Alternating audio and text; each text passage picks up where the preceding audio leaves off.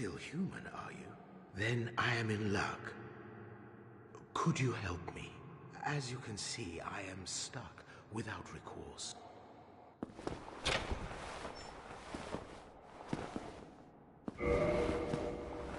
Thank you. Yes, sincerely. I am Knight Lautrec of Carim. I truly appreciate this. And I guarantee a reward. Only later.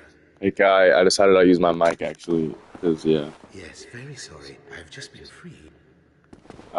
Yeah, I'm gonna watch a video. I'm watching a video, by the way.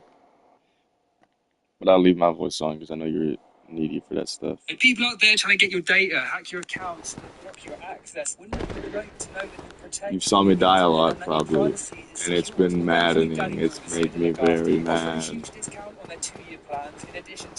But I'm fine. Tasty deal for their security bundles, providing access to cross-platform password managers and massive amounts of encrypted cloud storage, just to name a few. The real beauty is that you can try all of this with a 30-day money-back guarantee, so use silly buttons with commitment issues and need not worry. Check my description, there's a link at nordvpn.com/totally pointless. Click it, You it's were a a great boss, deal. well, fuck me, Pointless. Why should I? Well, on top of all the great features okay, you've here we no go. doubt heard of, like advanced threat protection, Guess I gotta be a boss now. the internet unlimited, Yippee. super fast connection speeds, and support for every Yep, major I platform. sure They do. have one trump card that beats them all, changing your Here we virtual go. location. Take, for example, the worst 20 movies ever made, because a small copyright issue, 50% of our viewers can't watch it, but with Google across that, Is that him? and bada Right bing, there. bada boom, there's an entire new video to watch. You cannot be stopped when you got NordVPN. These things baby. aren't like In all live. seriousness, this is a brand I'm genuinely passionate about. So if you are thinking about getting a VPN, show them some love and click on my link below at NordVPN. Oh, cutscene. Sheesh.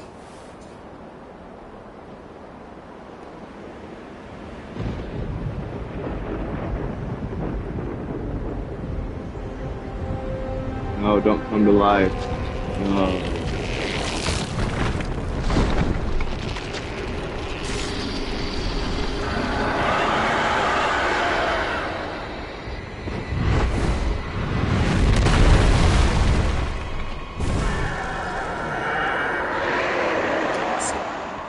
Okay. Bell gone.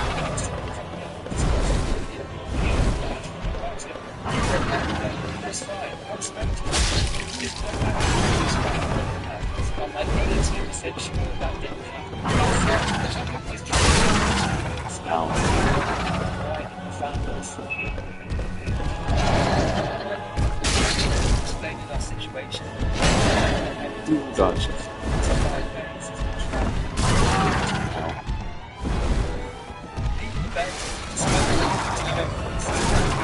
Damn. Dead. Looking at them wide seats.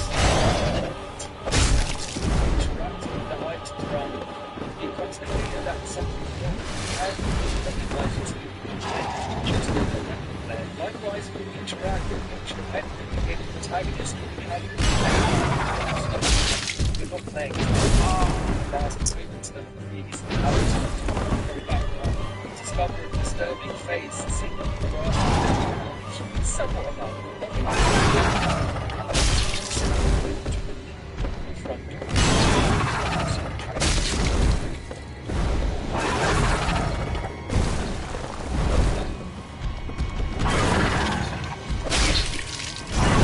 Ooh, the dodge.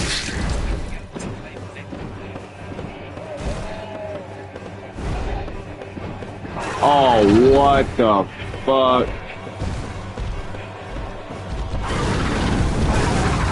Oh, bro, this is the fucking second boss. Oh my god, bro, what is that? Two of them? Fuck. Standing up, the phone begins to ring, so we head over to answer it. Our perspective is about 7 days.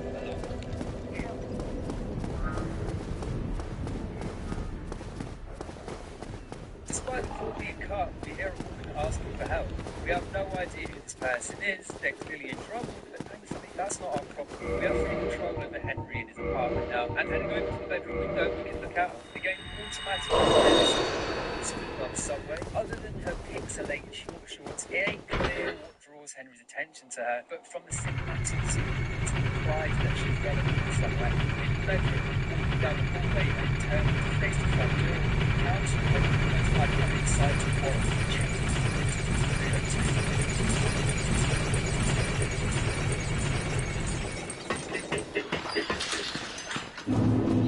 It seems to be recognizable piece of imagery perfectly captures Henry's situation. What should be a normal living space has mysteriously turned into a prison. There's writing a mystery that doesn't need anything for the player at this point. There is, however, at any time, and looking through it, we discover our neighbor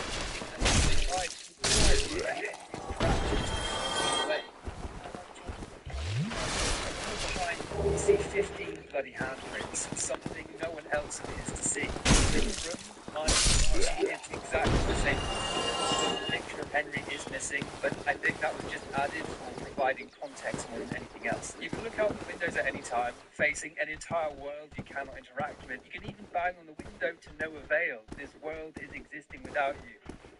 Also, how f***ing funny is the civilians? They look like a PS1 remake. I do not know so bad in comparison to the shit, Baldur's Shield. I mean, I get why. Rendering an entire city view, tax, and anything else, yet unless you see a chunk of building or a small section of forest, having to render an entire view, a bunch of people walking about in cars and buildings, they have no choice but to drop their polygon count. After banging on the window till I'm not bleed, you hear a sound coming from above.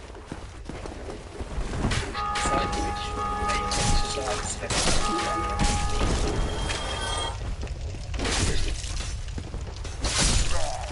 Haha, loser.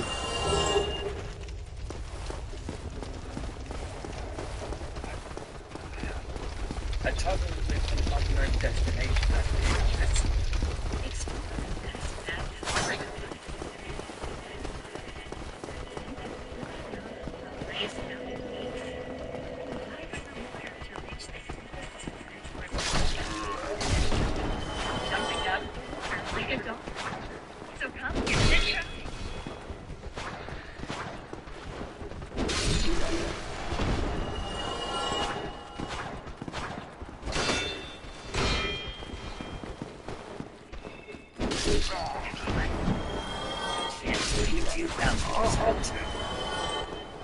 I've risked losing 100%.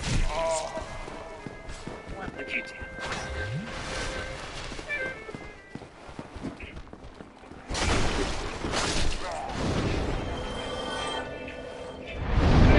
Not what I need to do. How the fuck did I even access the bonfire? What the shit, bro? I love that you have a choice here because it's such a redundant option. What alternative does Henry have to sit in the room with the man destined to be the same fate as the man from past vision? I think the beginning of the room prove yourself the core theme the game is trying to capture. Isolation. Oh, what the fuck? The dragon's back? We're also for so long to shit. Their attention to no avail. So feeling hopeless in a way that's the regardless, with no other choice, you take the plunge and enter the hole. But if you wonder what I'm doing, I'm backtracking to go to that one little merchant guy. I want to see if he's selling new shit because I progressed further. Bro, I wish you could fast travel between bonfires, bro. That's annoying, Loki. They were trying to subtly give the player the feeling that they've gone too far, that there's no point in turning back. Forward is the only way. The scene cuts to a out-of-place escalator. Zone steps beside Henry, seemingly dejected, taking in the scenery. I gotta fight that stone guy down there too. It's really good. I don't know, bro. I got close to killing him so many fucking times. The biggest reason I failed was fucking. There's just so much stuff to do.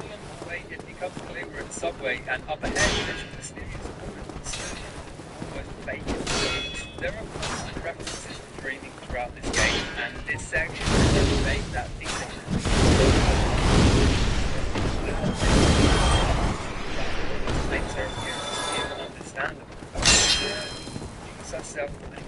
sense of the situation.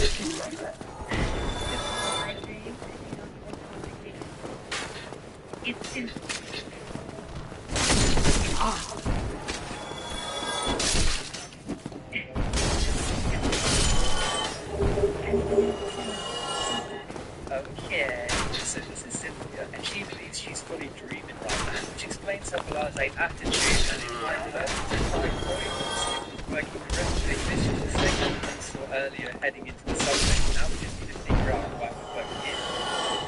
Heading to the lobby and without any warning, Cynthia keels over.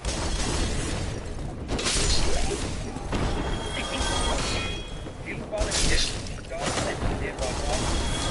Henry doesn't follow her and instead waits outside. By the way, I'm using a Claymore sword now, and it's the same one from Demon Souls, the big one that fucking I used for a while. It did so much damage, it was so big and lumbering, and I stopped using it for that reason. How the fuck? This thing was blocking and attacking at the same time? What the fuck? How is that? That's some bullshit, bro. If I encounter this. Wah wah.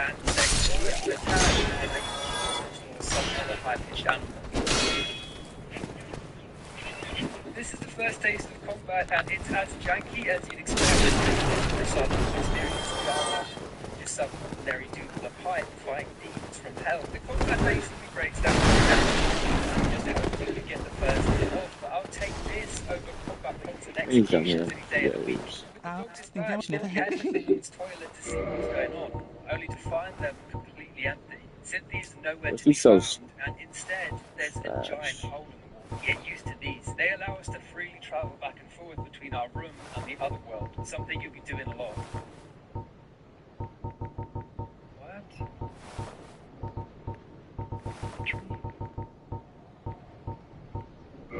I bought a bow, I guess.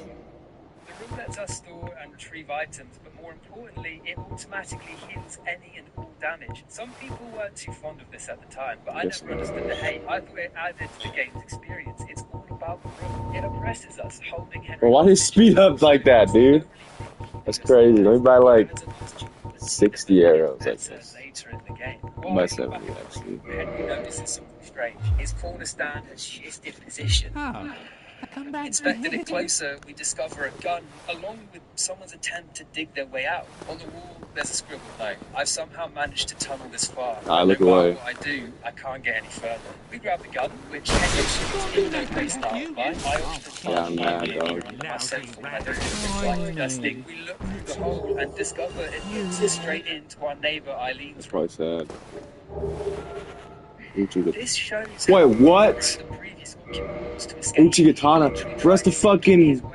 That's the weapon I used in Demon Souls. The one that, like, was really good. Where also stopping any sounds from passing through. The hole itself almost gives off only links to humanity Henry has left. Also, what do I need? keen-eyed among you might notice the infamous Robbie Rabbit doll sitting on her bed. Up to no good, have no doubt. With our new gift, the phone rings once again. Bro, how do I check out the weapon, bro? I want to see how I need to use it. It was Cynthia asking where the F we went. All of a sudden, she's a bit pressed. The "it's just a dream" talk didn't last very long, huh? So we head back through the tunnel. 14 strength, 14 dexterity. Except this time, something's different. There's a mannequin in the stall. One that clearly resembles Cynthia, grasping a subway token with bloody hands. We take the token, giving us access to you're probably mad for killing a but the question still innocent man. remains, is this a mannequin that looks like Cynthia? Or Yeah, has I some get it. weird Yeah, I'm power mad too. turned her It into? didn't do anything, but, like, We fight a few still, more bro. dogs, and from here, I think it's we worth head it. through the turnstile I didn't know I was gonna get that, but, like, that's a good... At the end of Fuck which, is that? we encounter two dogs. But that and was a this good weapon in Demon pulsating Souls. worm-like Hoping it's good now, burrowing too. into the wall. This thing is interesting. It appears to serve no purpose. You can attack it with comments, but that's all. It never does anything. Despite it throughout the game, it serves no real purpose. That being said, one of the game's biggest themes is maternity. So it's possible that this creature represents an umbilical cord. Perhaps this umbilical creature is burrowing holes, creating connections between the multiple dimensions, kind of like an umbilical cord, creating connections between the mother and the child, or maybe it's just a fucking gross worm. Using our token, we descend to the lower platform when, from the wall, a ghostly apparition appears.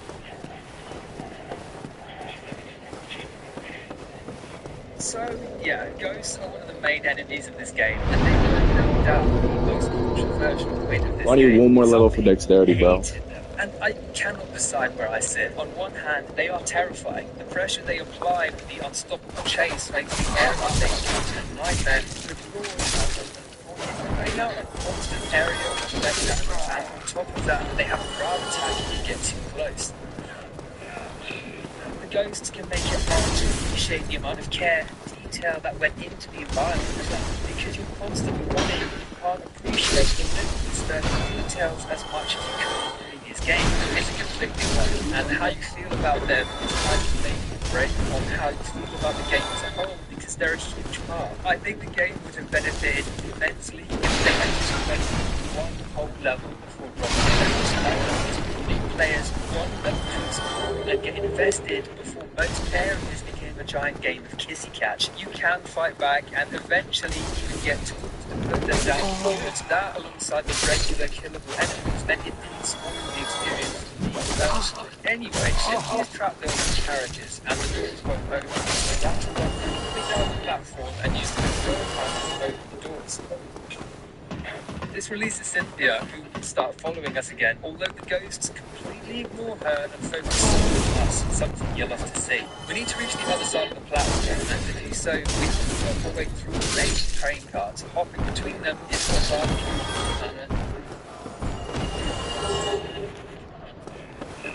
You might also notice the weird squelching sound with each step we take. The ground is grey and moist, and entering one of the first cards, we see the floor suspended with its skin. The floor is made of very hellraiser. On the opposite platform, the only way forward is through a maintenance room at the back. Heading inside, Cynthia will say, she doesn't follow us in. She gone. You can head back out and look for her, but she's nowhere to be found, and the area is filled with ghosts, so we have no choice but to leave her, heading down a ladder to an underground tunnel. This area is classic Silent Hill, a metal grate with red gore covering the walls. I don't know if it's weird to call this aesthetic nostalgic, but I mean, it'd be like that. Following the tunnel down, we emerge in the lowest platform, where we get a message from Cynthia over the PA system.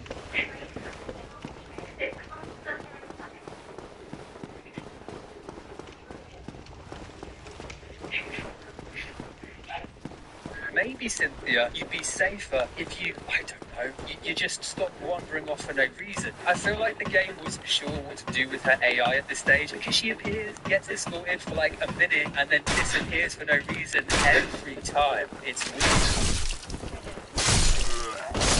Further down, we find the escalator that takes us up to Cynthia. Stepping on, we ride up an improbably long escalator, a journey that's punctuated by these lovely little wall figures. Their attack patterns are random, and their hitboxes a sick joke, so getting past them feels more like a random number generator than a tactical operation. The best you can hope for is that the asshole hit you full force upward, saving you some time, and I smack on the tush.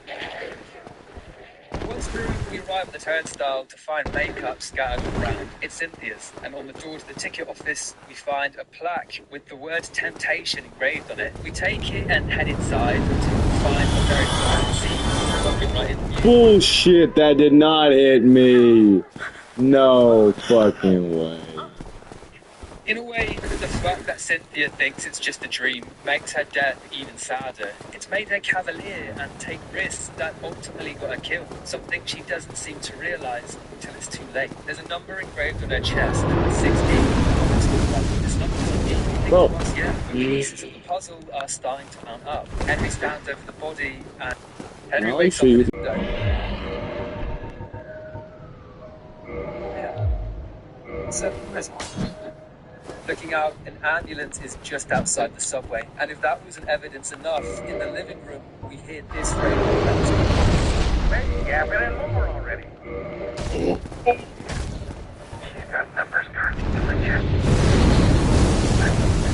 What happened to the upper world happens in the field world, and looking into the front of the world, we see very concerned inside. There's another bloody hand. And I love this kind of storytelling. It's subtle, but impactful. This handprint means nothing, and yet everything at once.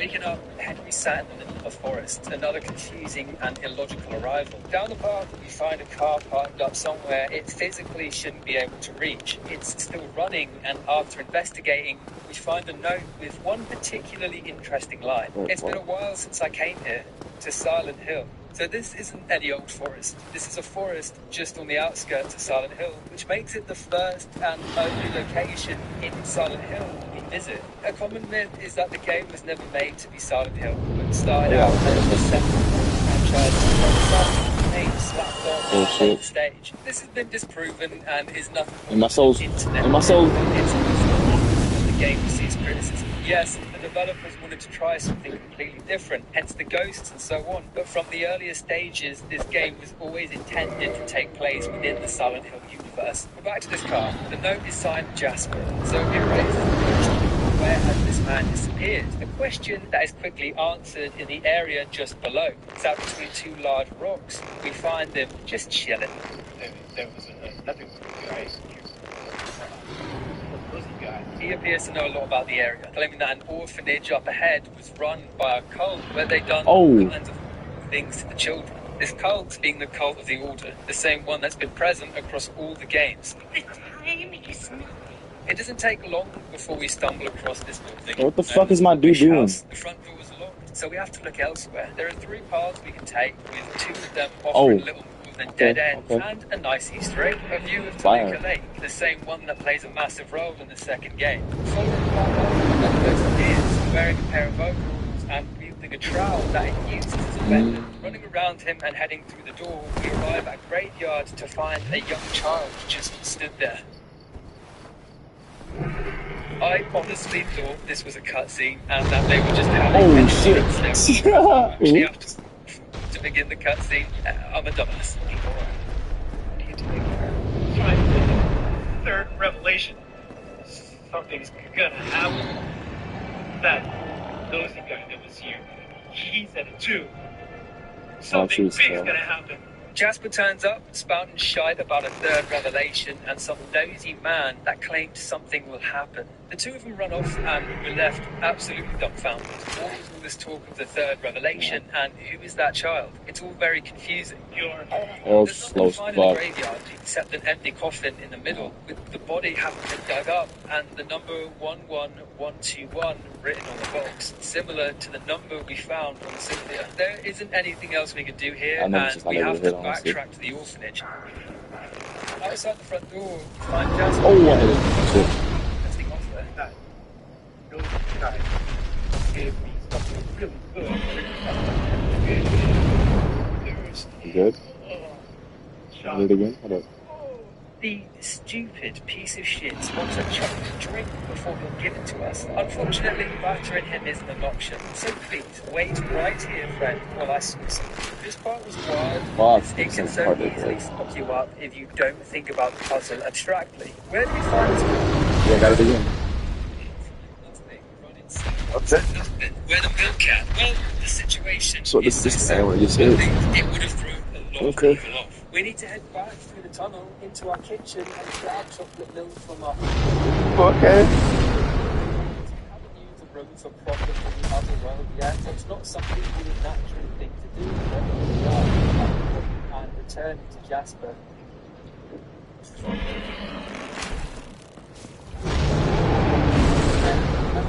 I don't know how much damage I'm doing, honestly. Proud of Jasper sucks it down. This passage, opposite where the lane and the house meet, inside the house. It's another segment requiring us to vaguely hunt down something, although this time the solution is more obvious. On the path that leads along the dead end, we hear a scream. And round, we find a tree root that looks very much so like a pair of hands trying to claw their way out. Digging with our trowel, we find a rusty key with another ominous proclamation. For an eternity. Well, that sounds like that's retro. Just ignore it. Heading towards the wish house to the first section, something isn't right. The screen has a hilarious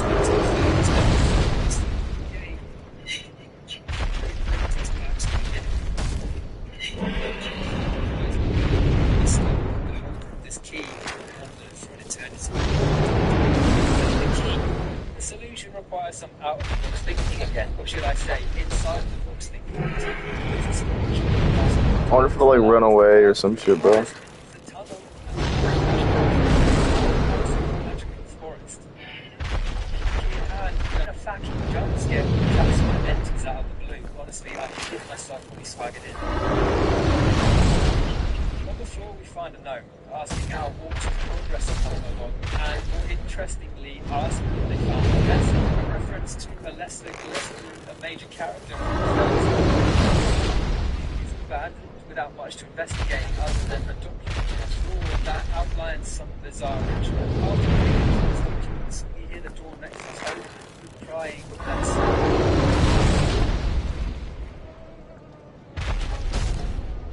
on the door we find another plaque, the source, and inside we find Jasper engulfed in flames. We start with the number 1716, having met the devil before he collapses.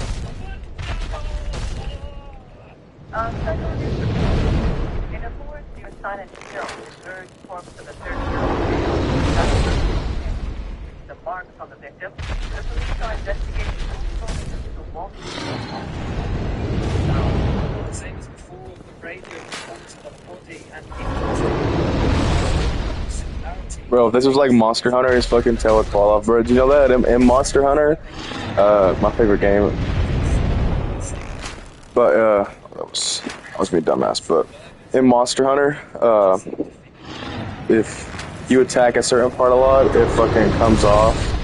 Like you can like, and like things are more susceptible to types of damage. Like monsters' horns are susceptible to blunt damage, and like tails and shit are susceptible to slice damage. And you can, damn, I fucking suck. And you can cut tails off and shit, and break like armor. It's really cool. I highly doubt this game has anything like that. This came from like 2011, I think. Well, I was watching that video last night. I found out that this game, when it came out, its graphics were bad even for its time. That's because it was kind of rushed. I think is what I heard.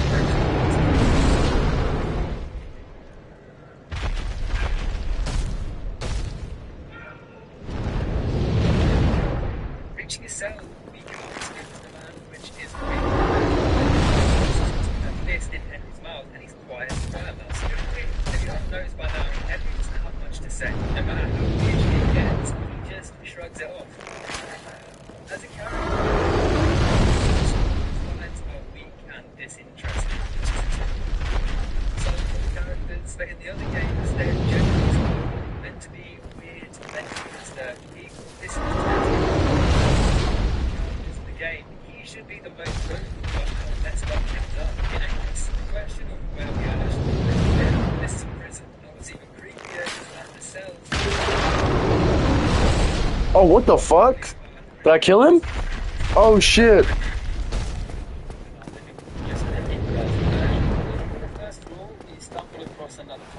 I did not. What did I get? Fucking hell. Some interesting encounters in this case, for example. Looking around Nikon, you can see Eileen What the fuck? laughing like an absolute degenerate. Oh, this shield is way better than mine. Hold on, I'm gonna switch shields actually. And the other heads downwards, holding a huge metallic gun, continuing the same Is that a sword? Say direct sword? Shit. Damn, that's some good damage. What the fuck? I can use it? Or what is this? What the fuck? ideal because I imagine having the power of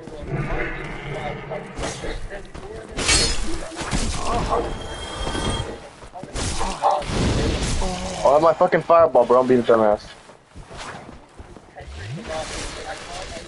very wide. I'm not sure if that's an iffy translation. I'm not sure why he would say he can't open it very wide, but Bro, what the fuck? This sword is so good. Damn. Is this like a secret? Or do you get this by attacking dragons or some shit? Oh my god, these mouse corpses combined. What the fuck? Anyway. using the key, we find ourselves. Bro, what is this sword? Dude, that was 200 damage. How much is my fucking Claymore do? Not only is this Only 103. Damn, it's not even a. This isn't even a gray sword, bro. What the fuck? namely that the There's gotta be some drawback, bro. It's gotta have like something about it. and portray them as scared, helpless individuals.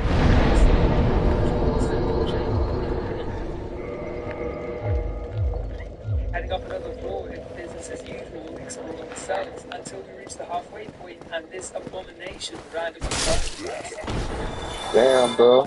That it just dropped the enemy on you without ceremony, no plan or reveal. So, creatures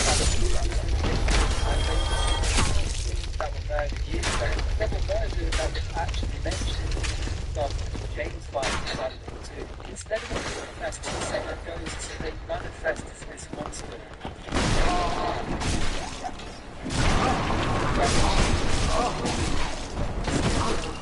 Once again, this game fucks me with this fucking lock-on mechanics. Because we need to make it do that. We're in the central chamber now, the mysterious area that the guards used to survive, and we can move through each one, just the different cells. Fuck.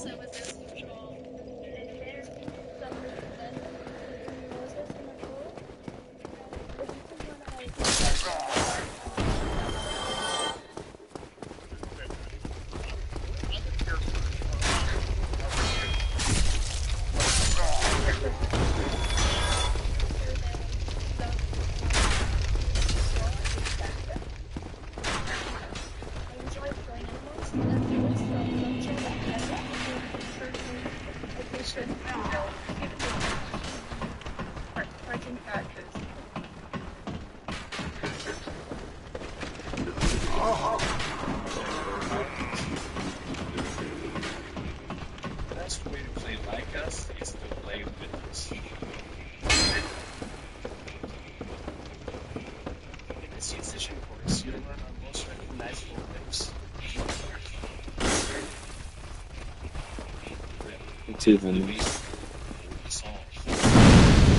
What the fuck is that? It's a fucking like an energy wave or some shit. Is the devil. If you're going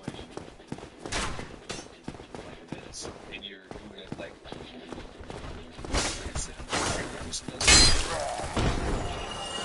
Oh shit. first scale.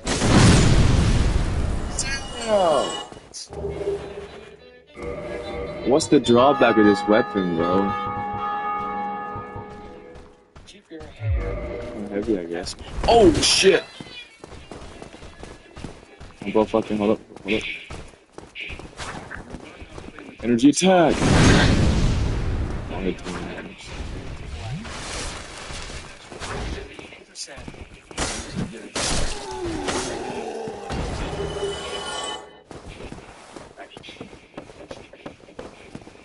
But this shit is crazy good, I'm not gonna lie.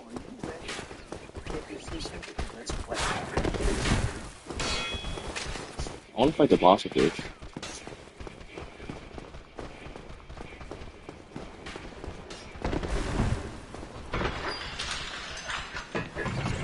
On the table is the diary that outlines the prison tale that was solved here. This was a prison for children, specifically children that belonged to the wishing house. And to make matters worse, because of the press's deterioration, the majority of the cells were sealed permanently. The kids were stuck, and they didn't even know it. I can't open the doors, but from this room, I can watch them get more and more emaciated each day. With no food and never showering themselves, they turn into smelly little grey lumps. It then goes on to explain the purpose of the holes. They apparently drilled them in to dispose of the bodies. And I mean, if you had this level of ingenuity, surely just fixing the doors would have been easier. But hey, who am I to judge? There's one more note on the wall in this area. Like the kitchen, you just need to find the kitchen. No better leads, the only option the player has is to follow the bodies through the disposal chute. Slowly we arrive at the cells, and once complete, we get a cutscene from the prisoner we saw earlier, showing that his cell has mysteriously opened. Descending the ladder on our way to the hole, we find the prisoner and the young child from earlier having a conversation. I have some buff too, and I use this. There's like a... One of my stamina bar.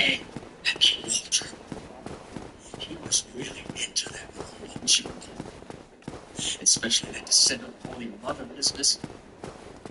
Sorry. Oh God. Oh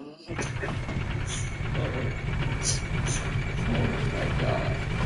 Oh my God. It's hard to unpack with that. This child is apparently going to celebrate the same person involved in a series of murders that happened many years ago. The kid was no older than 10 himself. Hey, look, that's what I'm talking about. Remember when I mentioned how things just like go into stuff and it kind of breaks the immersion. Even Finn's case just went right into the wall. There's no like cubby forward or anything. And it might be a stretch, but I think these could represent the many moments that passed in this prison. They only appear when the tunnel is aligned, and in the diary upstairs, they refer to the starving kids as smelly mortuary lumps, which is kind of how you might describe these creatures. Making our way to the 3rd floor, we begin our descent through the body chute, jumping down the 3 levels until eventually Damn, bro. destination.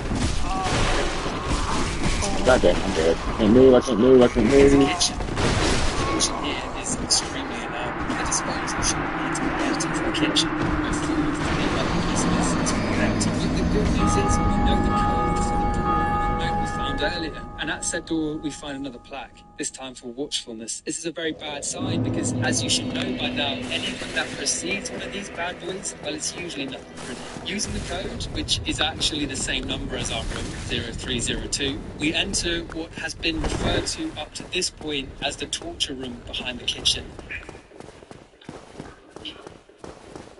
Walking forwards, we find Andrew. Henry looks at the scene like a disappointed father before another dip to black.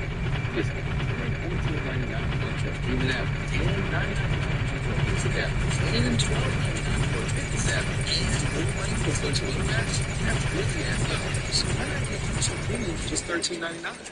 It's like having all those for the entire world of YouTube uninterrupted. Your wallet will thank you. If wallets could talk.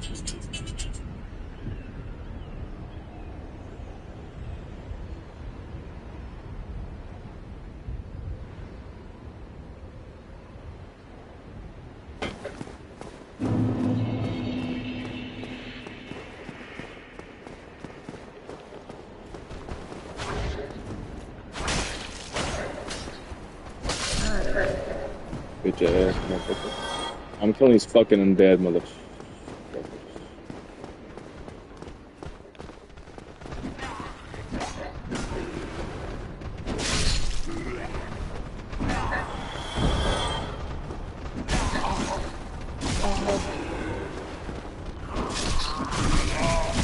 Damn, bro. My fucking character can't fucking aim, dude. Jesus Christ.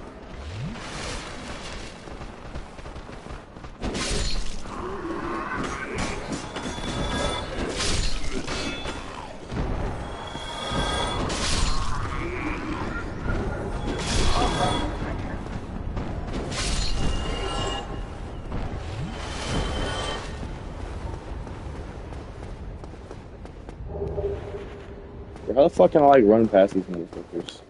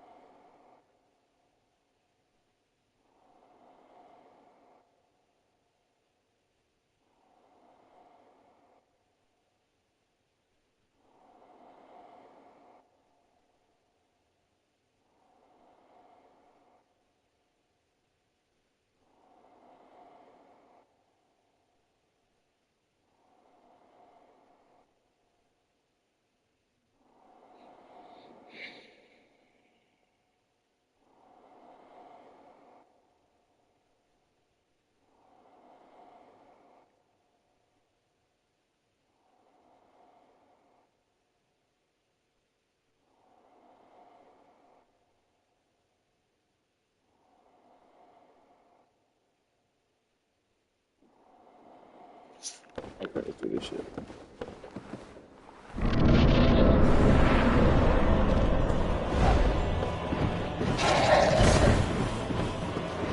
Like how you hear sound coming from inside. Damn, it's like damage. Ow. I've taken a few steps and see army monsters above us. That's concerning. Yo, what is that damage, bro? Oh. Bro, it can be ranged to the fucking, like, ghost shit attack? Fuck that one too.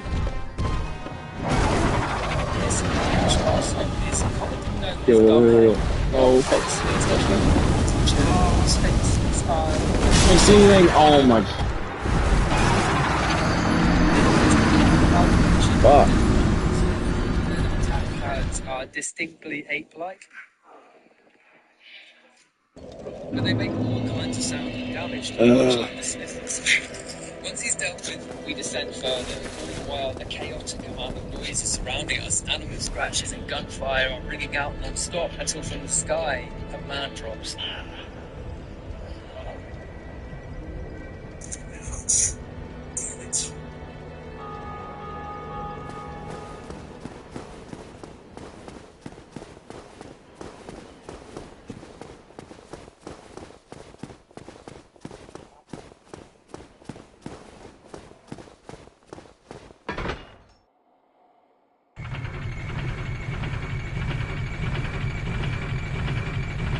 Ouch, damn it.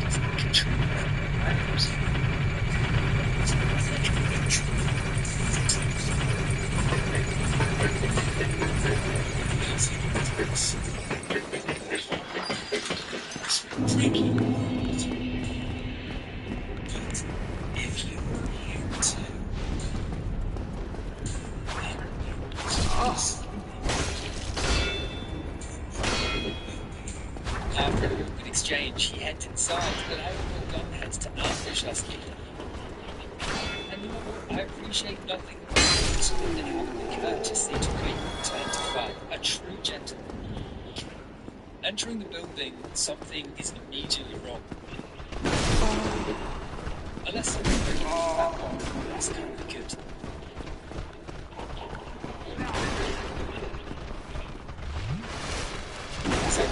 We find a ghost, except this one's immobile, pinned to the ground with a special sword, an item known as the Sword of Obedience. There are only 5 in the world, and they have a special power that allows spirits to be permanently pinned. It's important to keep these for a later point, so we grab it and do a mad dash before the dude gets up again. Running down to a sports shop, we find a weapon, a baseball bat, a classic weapon, able to blow at a slightly short range. And while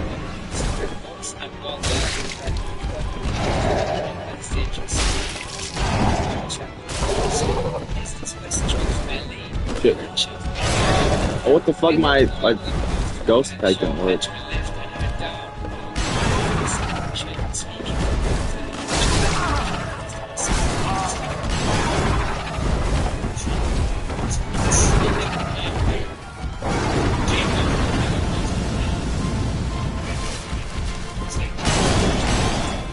Bro, why are there fucking 2 of them, bro?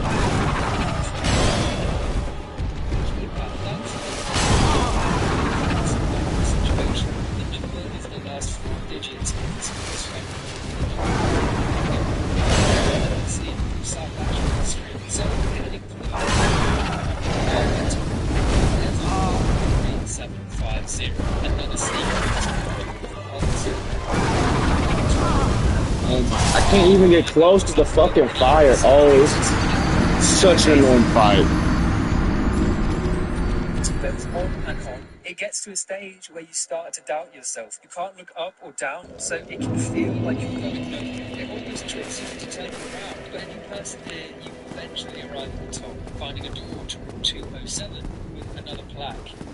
This time for chaos. Inside, we find Walter looking out the window, with Richard being electrocuted. After an excruciating few moments where he claims Walter is no child, he eventually succumbs to his execution. Back in the room, we If you decide to look out the window towards room 207, you'll see a strange man stood. Fuck. This is annoying as shit. Yeah, I can't even get into a fucking attack, bro. Shh. Just got that case from 10 years ago.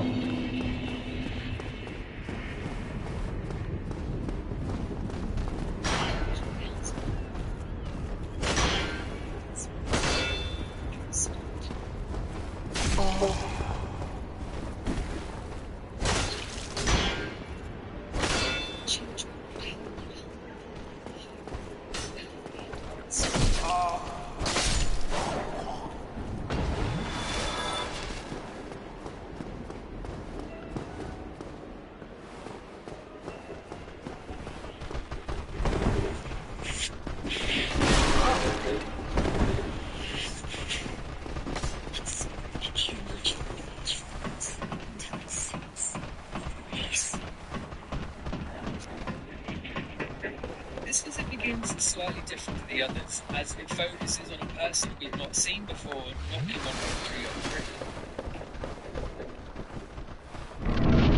This appears to be the same man we saw in the window earlier. Who actually ended up just outside our room, the only area that is eruption.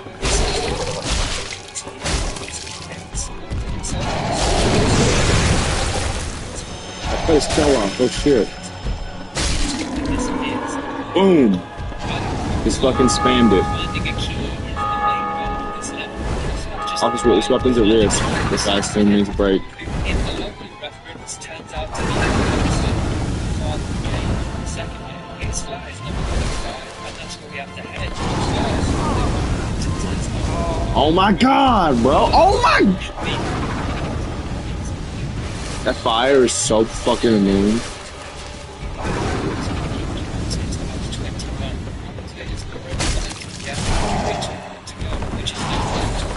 In the stairwell, we find the strange dude. We assume this man is suspended allegiance for the sake of secret.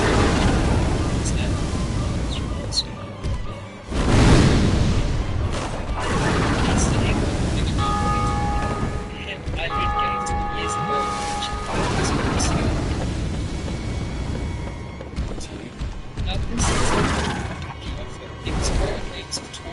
Bro is spamming the fire, bro.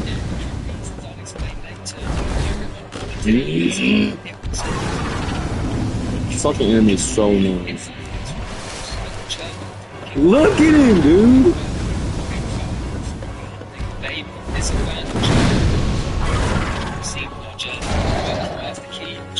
Fuck you.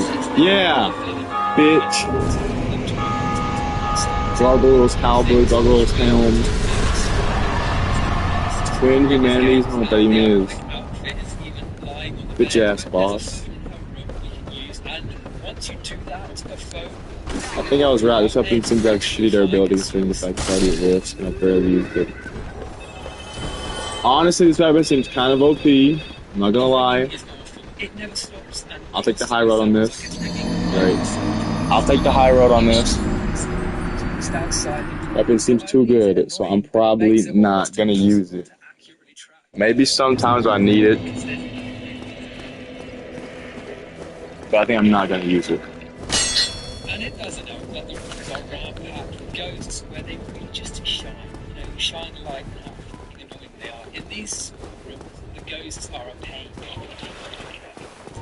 This level is probably my least favourite. The ghosts are unrelenting, although I am glad the developers allowed Henry to push through them. If they blocked our way during these rooms, I'd have yeeted my desktop out the window. Eventually, we find the phone in apartment 202 and turn it off. I don't understand what the phone is. It says no purpose other than being incredibly annoying. You can try and talk about this and you don't get anything, even anything great into the particular flat.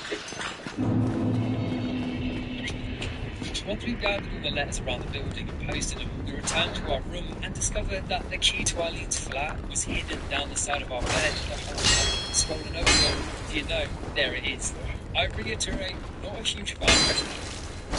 And we head over to room 303, and just before arriving, we hear a scream.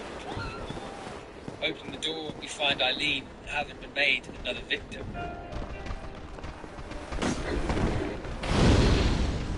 In the real world, ambulance is in the floor and looking for food. Yes, as Courtney is now covered in blood, right now it's blaming us back. I didn't even use my fire, bro. That fire. I just literally forgot I had it. Yeah, I think it's gonna be. She had numbers in her bag too. We don't know where the hole will take us next, but for Eileen's sake, we have to. Oh, I have the proceed Uchigatana because I got my fucking shit up. Discover that the hole's is completely sealed. Our only Ooh, access yeah. to the outside Ooh, world ooh, is shut ooh. Yeah, the off. quick swipes. What deals to do, we wanted Got a stab attack too. I'm supposed to do that like it's door. only like. A succubus talisman. But what do we do with it? Looking around Ooh, high and low, nice it's little not forward that attack. we're Okay, checking okay. I like and that. I you like find that. something. There's a mark on the wall, and placing the talisman on it, 4 slots open, each one relating to the 4 plaques that we found each victim. Taking them and placing them accordingly, a new hole is created.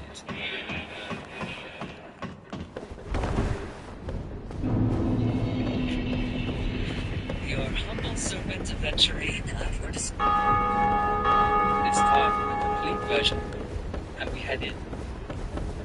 We're instantly met with recognizable surroundings, and in front of us, the stranger from the apartment is up to no good with a cadaver, a body that is designed to look just like Claudia Wolf. Henry leaves the room as the man presses forward, but I wasn't having it. I went back in to pummel the lads, only to find that the body had transformed into a monster, something simply known as the Patient, and upon hitting it, you will be taken aback. The creature appears to burp when you hit it, which at first is hilariously comical. Why would they design something that sounds like it's burping when you hit it? Well, looking into its meaning, it gets kinda dark. The outstanding theory is that the noise is actually gases produced from a decomposing body, specifically when their internal organs have been removed, creating a hollow chamber in their abdomen. Obviously, it's still fun, but at least this explanation gives it more brevity than haha, big gal go burp. Oh shit, There's not what? much on the first floor other than the doctor's office where we find a spread pertaining to Eileen's case.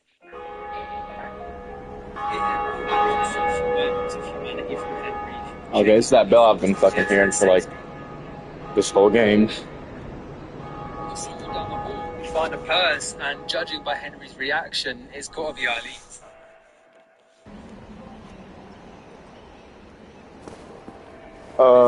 Damage, Henry unironically thinks while picking up. Okay. Upstairs, we land in the long hallway filled with armed wheelchairs, which on paper sounds scary, but in execution is among the dumbest enemy design ever.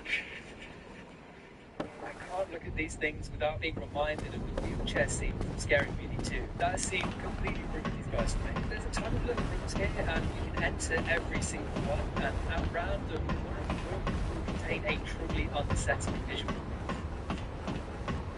A giant twitching version of Eileen's head staring at Henry. It's What? something that straddles the line between being hilarious You wanna and hug, dog? Just do disturbing, glitch? but it's challenging and inside.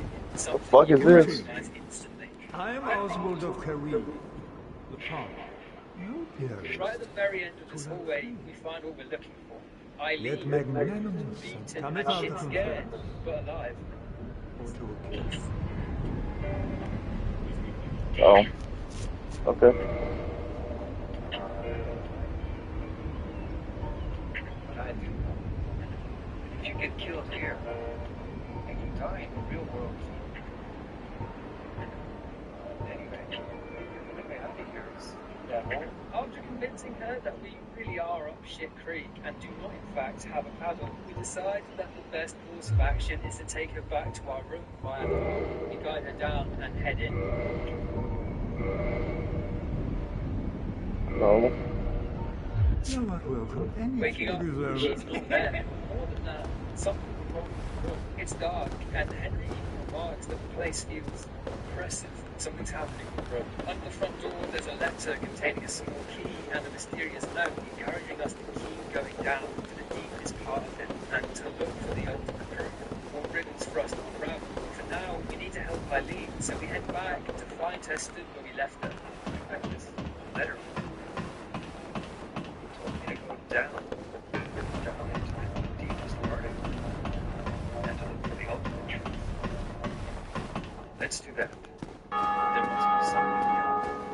So the plans for us to together to find Joseph and get to the bottom of these murders, which means that for the rest of the game, we have to explore ID. Another point that swayed a lot of public opinion. Oh, shit. Fuck that.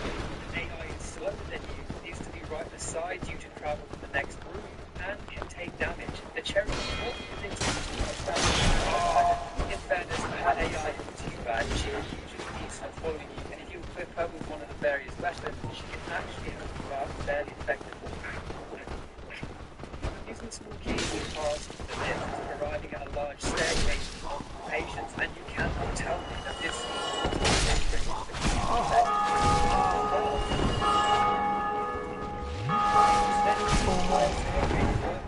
step. This has to have been a joke. Beyond the door at the bottom, we find ourselves on a foggy way spiraling down. This area is how spiraling each time. Something that's frightened by the at the bottom we find a door and heading through. The location feels familiar. Turn the corner. Die! Back cycling. As I alluded to earlier, we found two parts. In the first half, There's only one other thing I can go now, and it's that one place with that fucking thing shooting lightning. there are some changes, new enemies, new puzzles, and a few new locations, but there's no denying that a game opens more areas that you're second half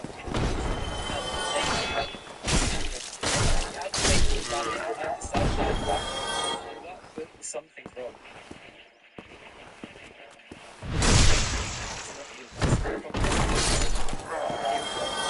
To rely on healing items to find the world. Random holding will also start to recover, which damage Henry if they're not exercised.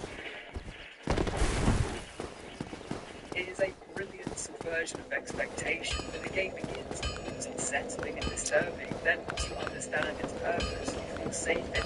It's a resource to rely on. Then all of a sudden, the rugged law not only will not help you, but it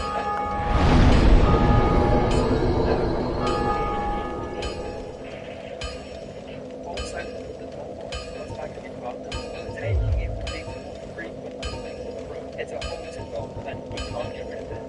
That's why I mean, there's no healing us. It can be a troubling combination for players because if you play the wrong for the first part, you kind of screwed yourself in the second. If you waste all your resources when you're really have nothing left actually.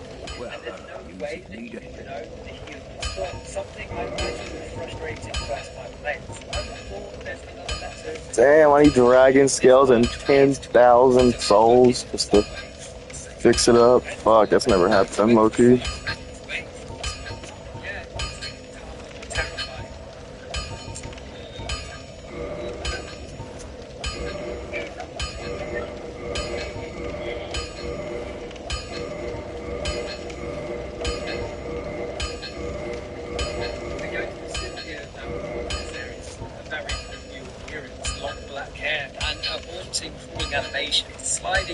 Oh, I didn't even look at these. Shit. Type Gargoyle Telex. Gargoyle Halberd. Fuck, there's so many weapons in this game, dude. Hold up. Don't get yourself neither of us.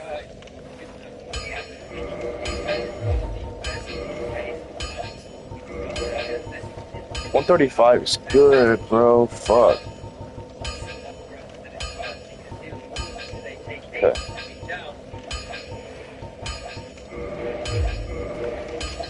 Jeez. Wait, what the fuck are all those effects?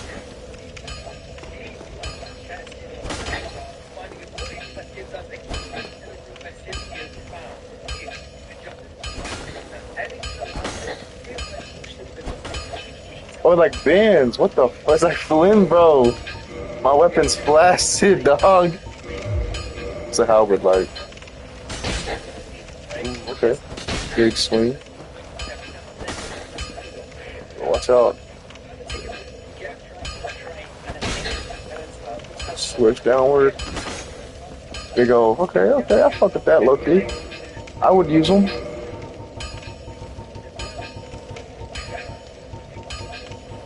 What the fuck's my Uchiga Tom?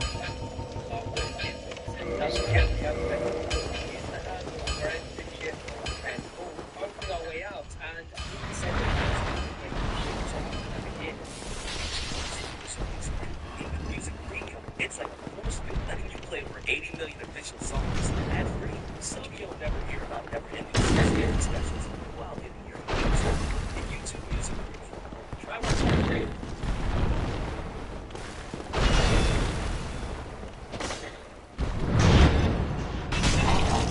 Damn. Ooh.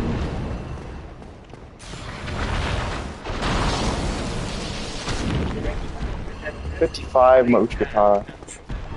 Chase and turn the player relentlessly with handguns, chainsaws, and sleep rifles.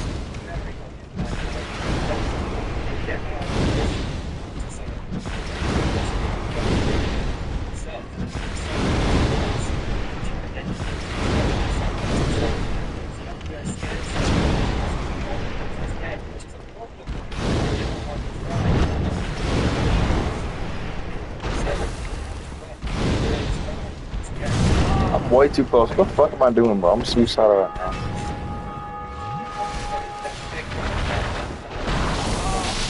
Look at the fucking stupid thing.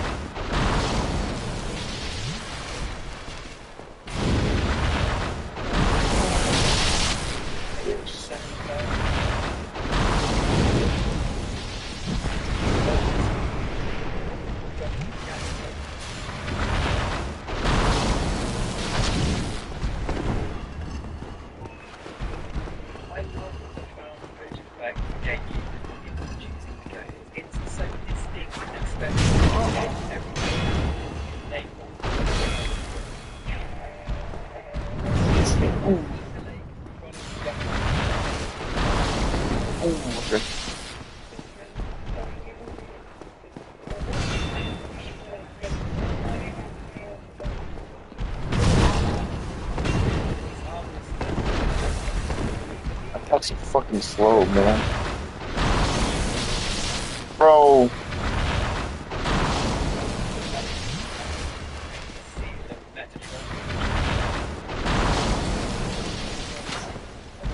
Damn.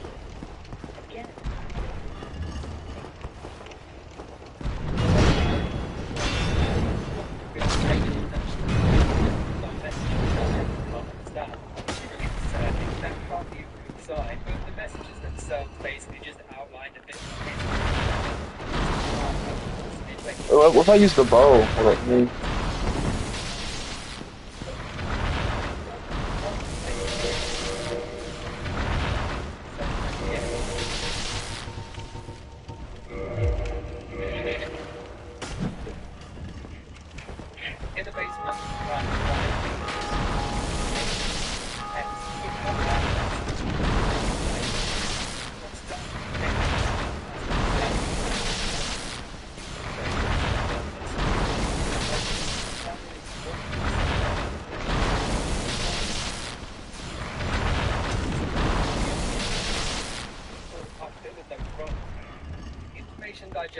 He's coming now.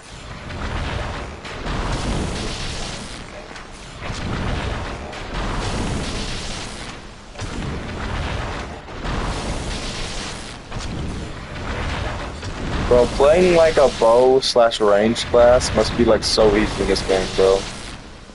That's gotta be like the best class in like these type of games.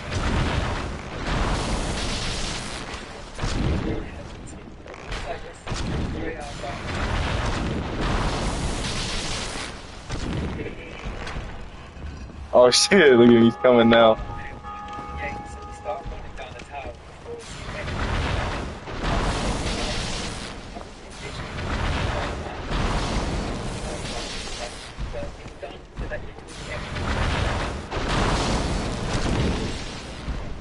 Well, 102 damage, where the fuck did that come from? That's a lot.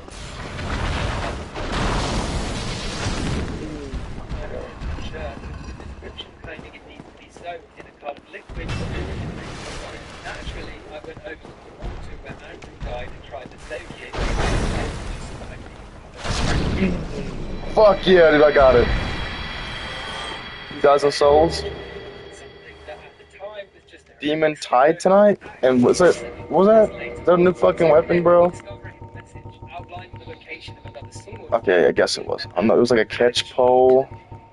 Oh, it is a fucking new weapon, bro. They're just handing me new weapons. What, dude? It's actually a solution to get we have to defeat Okay. the Ghost of Andrew, then still allow Yo, my R2 is like a little jumping attack. What? That's crazy, bro. this thing. What about two-handed? Okay.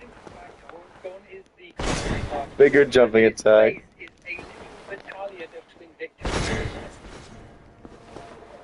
This encounter is kind of frustrating. There's too many to fight, and they're too dense to just run through. I managed to reach this point without Eileen taking any real damage, but she was knocked down twice, being completely swarmed. I had to pull out the gas and mow them down, GTA style. Once dealt with, How much damage does it have? 125. That's pretty good, low key. Bro, somebody's got to be better than my Claymore, but I'm going with the Claymore still, bro. Maybe he respawns. Probably not. In the world, the ghost of Richard immediately appears, and it's a very unique ghost, more human than the other ones. It's actually still fire, and it can teleport rather than fighting. And the keys pitched to fight really impressive. It's referenced his abusive nature.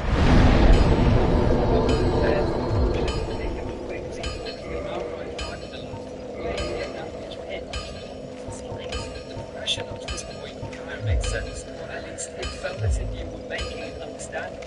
Yeah, I'll be back. I'm gonna use the bathroom.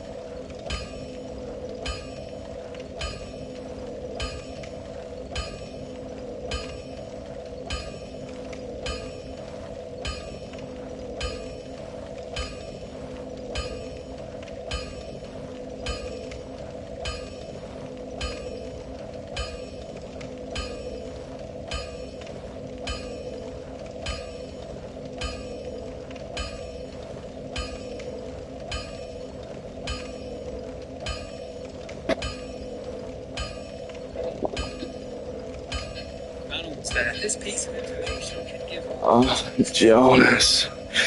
Jonas. Oh, I just know I'm gonna get attacked in real life whenever you hear this. Okay.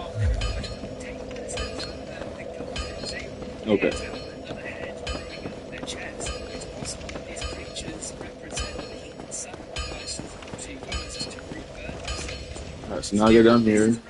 He is gone. Begin to feel like this game isn't really Henry's story. It's Walter's. These worlds and creatures, they're manifestations of Walter's psyche. As explained by Masashi Soyama, the art director and monster designer. Although I found out that the humanity thing, it increases your item discovery. So like, yeah. From what I know, you should always try and have it 10, apparently.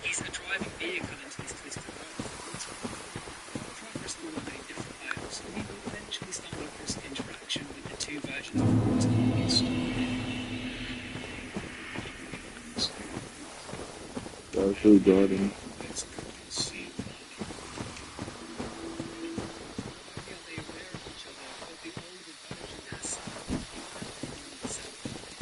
Oh!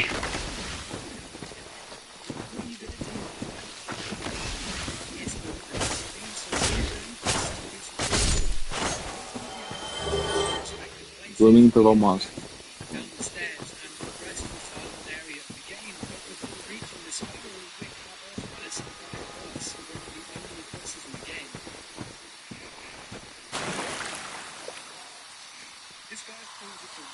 Okay, then.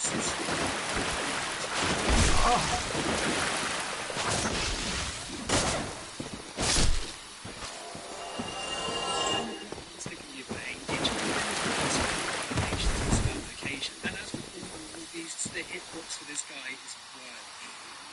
There isn't much symbolism for the run-through, although based on the name and the fact that it's present just before Henry reaches the final area, you can instantly it's meant to be a form of test. Henry has to presentation. Hitting the correct version will cause all the monsters to train as well, which will make finding the correct one obvious in second playthroughs, but until you know that, it's just a guessing game.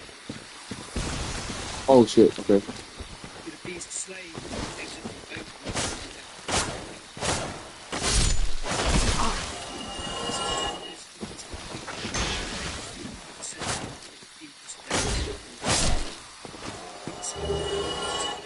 Inside, it's grayed out. The furniture's different. This is the time when Joseph occupied it. In the bedroom, we discover Joseph's red letter typewriter. Well, his note references the start of the game. The infra nightmare wasn't just any old previous inhabitant. It was Joseph himself. Came back into the living room, and who should appear other than the man himself, looking like a default asset for the gene. It's human. Honestly, I half expected him to tell us to arrive from Shine. He recaps all the pages. Oh shit. I imagine it's just done for brevity's sake to make sure that the unattended players Fuck yeah.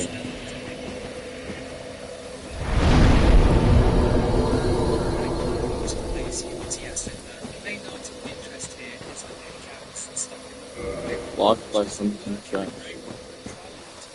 You already have a detour.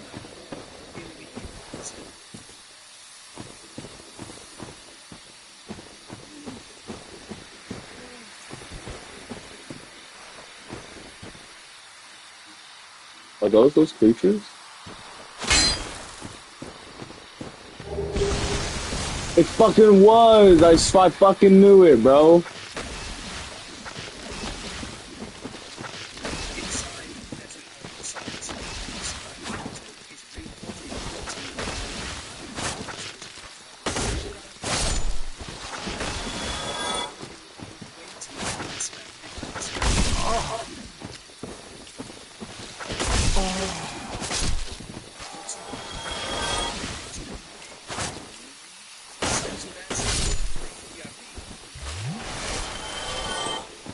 Why did I even get? I don't even realize what item I got, bro. I was just too startled.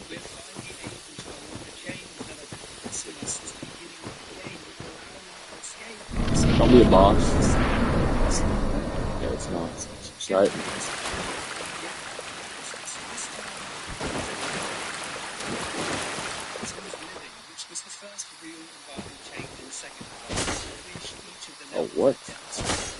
I can kill this tree? What the fuck? The structure itself is different too.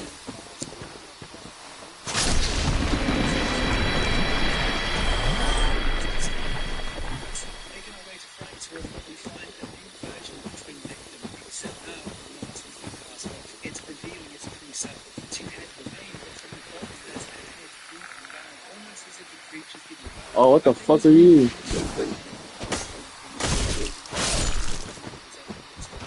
Little salamander.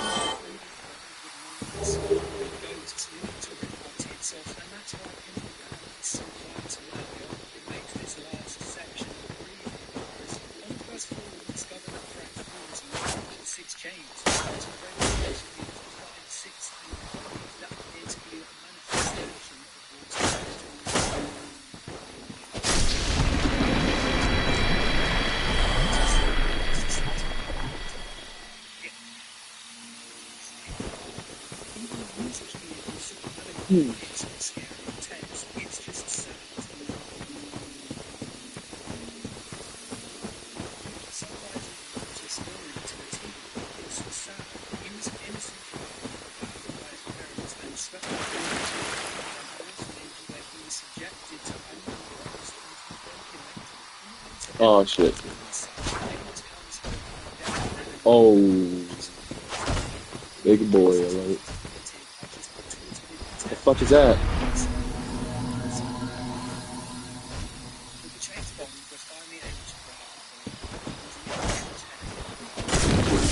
Oh. Couldn't even move, just killed me on the spot.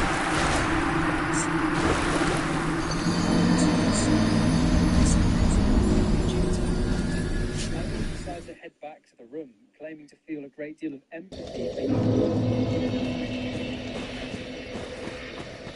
It's there, discover Walter's body is gone, and below him looks like a hole to another dimension. After investigating, it's obvious that oh shit, they're all just alive here? That's fucking funny.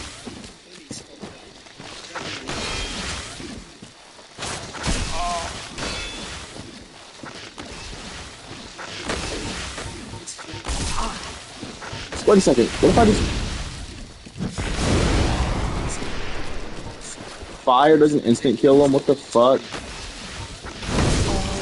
Oh.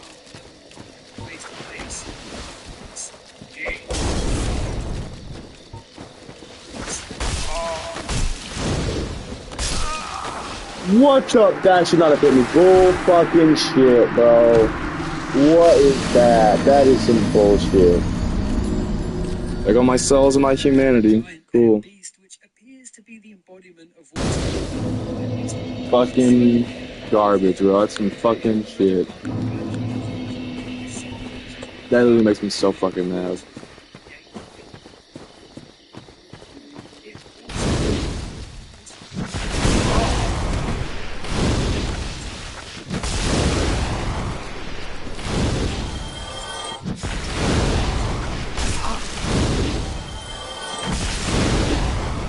Fucking die, you stupid slam. Shit.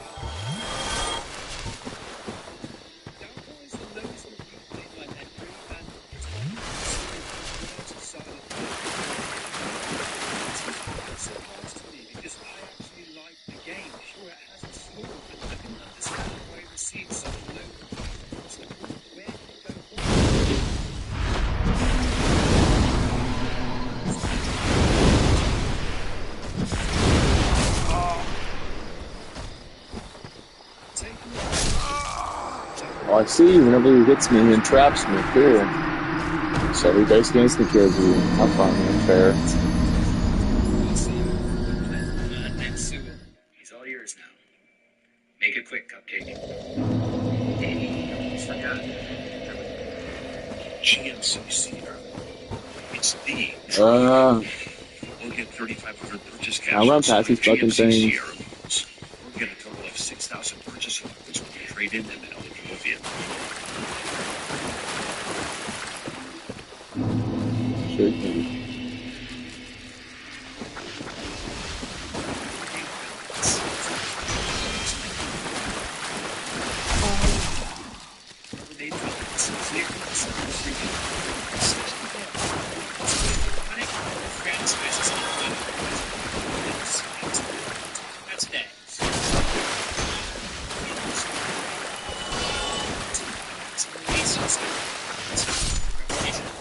pile of abysmal scores on Rotten Tomatoes. Do I think it deserved these scores? The first movie, no.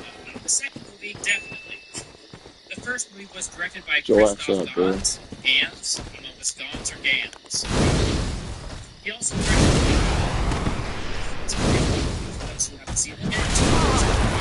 why is he not doing this fucking shit where he casts this spell or whatever, bro? A video of an interview describing how much Silent Hill meant to him. He also said the scenes that he made himself based on the game, based on this guy himself. Oh my god, dude. Absolutely. Experience in my whole life. And I think that shows the first movie. I think it's a blast. I mean, I'm going to go for it in more detail pretty soon. Lock on the fucking guys, stupid fucking piece of shit. The game series. The film is supposed to take place in West Virginia, but it's kind of funny because all the townspeople have Canadian accents. We start to the name Rose to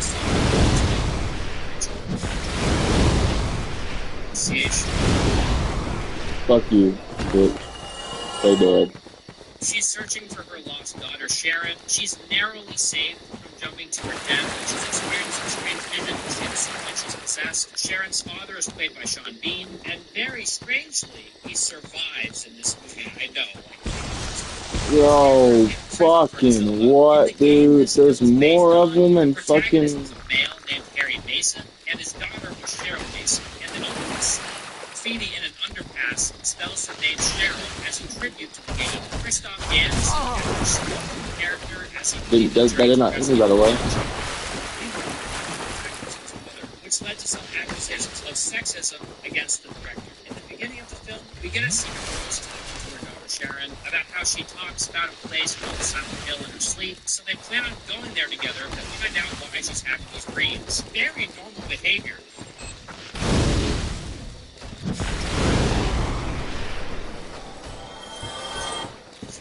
Wake up. Oh, hey, I have tickets to Fallujah, Iraq. And what? I have tickets to Fallujah, Iraq. What? You say in your sleep, David, we're going. To be fair, there's more to it than that. Apparently, Sharon is from West Virginia, where Silent Hill is located, so her daughter's free over there for answers. It's kind of strange, though, right? If it's pretty apparent that your daughter suffered from some trauma there, why would you bring her back there? Christopher doesn't rule Silent Hill, and do it as we wanted to. There's a scene where Rose goes to a gas station, during the search wearing a locket. Next time you see the necklace pendant, as she first walks down Silent Hill's main road, she's wearing a carabiner as a necklace pendant and not the locket. Yo, what the fuck? She wakes up in the bowling alley, you can see that's the locket again. There's a cloud I'm in trap right now, bro. Rose and Sharon's relationship. I'm pretty. What? That's so bullshit in the chat.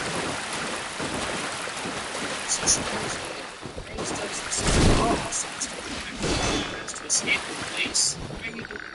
She's so desperate to find out what's going on with her daughter that she rams through a chain gate while being pursued by the police. Rose notices someone in the road, so she swerves to avoid them and ends up knocking herself out on the steering wheel. She waits to find that Sharon is missing, and there's ash falling from the sky. After realizing Sharon is probably nowhere around her, but somewhere much further away, instead of going back to her car, she's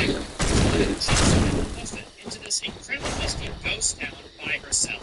I think the car would help you search for your daughter more efficiently. The mystique of Silent blocking, by the way, in my opinion. Rose notices the girl running, so she follows her thinking with Sharon. The girl leads her down into a dark stairwell. It's so dark down here that she needs to use a PVC. She bumps into a barrel.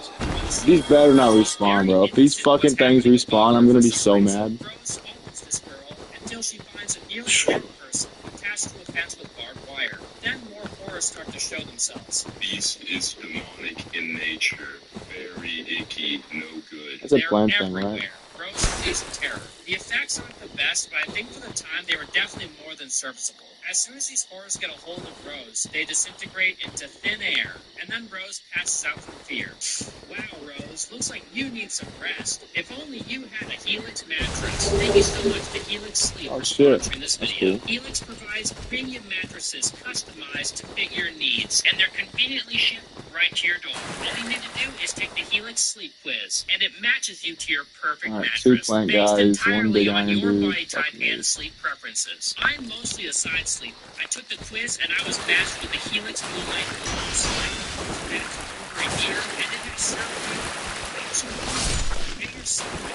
mattress. Take it away. And the mattress will be delivered directly to your door with free shipping. You even get a 100-night sleep trial to test the mattress to make sure you love it. Helix mattresses include a 10-year warranty, and they offer financing options and flexible payment plans. Like most people, sleep is very important to me, so I jumped at the chance to partner with Helix. If you sleep with a partner, you can take the sleep event together and also otherwise promote it. Go to HelixSleep.com/LCME to get the $200 off your Helix mattress, plus 2 free pillows. Thank you so much to Helix Sleep for this video. Now back to the review. One of the stores visible in the South Hill is called MT Rooms, an inside joke referring to the games. Most of the structures are mere facades with nothing behind them. This building right now is terrifying and weird. Although who could blame her if she thinks she's actually chasing after her daughter and who's trying to save their daughter without abandon them because of some scary things. Or maybe I'm wrong. Maybe they would if this happened to them. Abandoned bowling alley, where Ring of Fire by Johnny Cash is playing. This is a pretty good music choice. Bitch.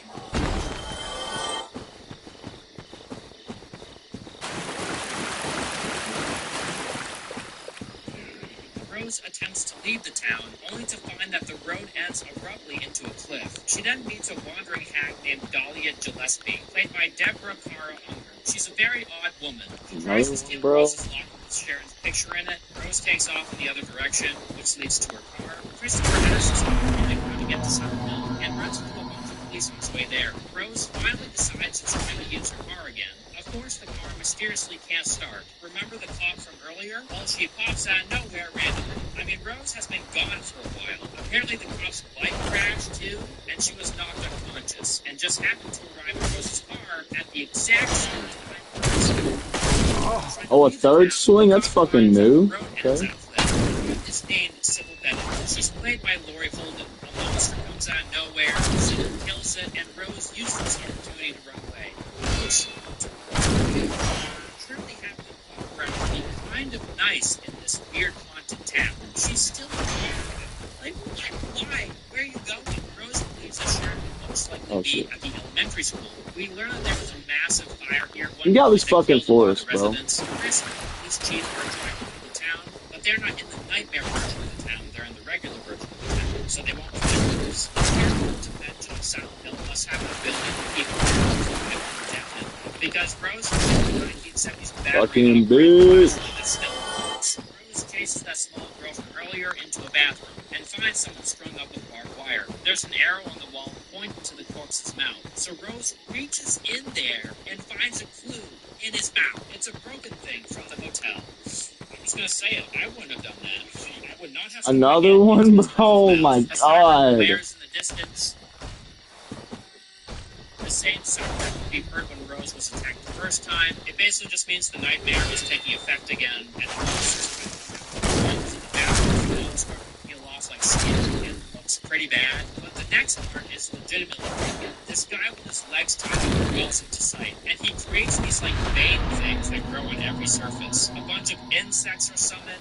Rose runs away and spots Sharon at a desk scribbling away before falling into an open area. Pyramid Head appears from the door with a wave of bugs, and Rose rushes away. In this room where Rose encounters the girl scribbling, the cult symbols for the games can be seen on the wall behind her. Chris searches for her in the alternate dimension of Silent Hill. He recognizes her perfume in a hallway where she currently stands in the quantum dimension. It's a nice touch. Sybil pulls Rose to safety. They're closed off in a room as Pyramid Head cuts a hole in the door and allows bugs in.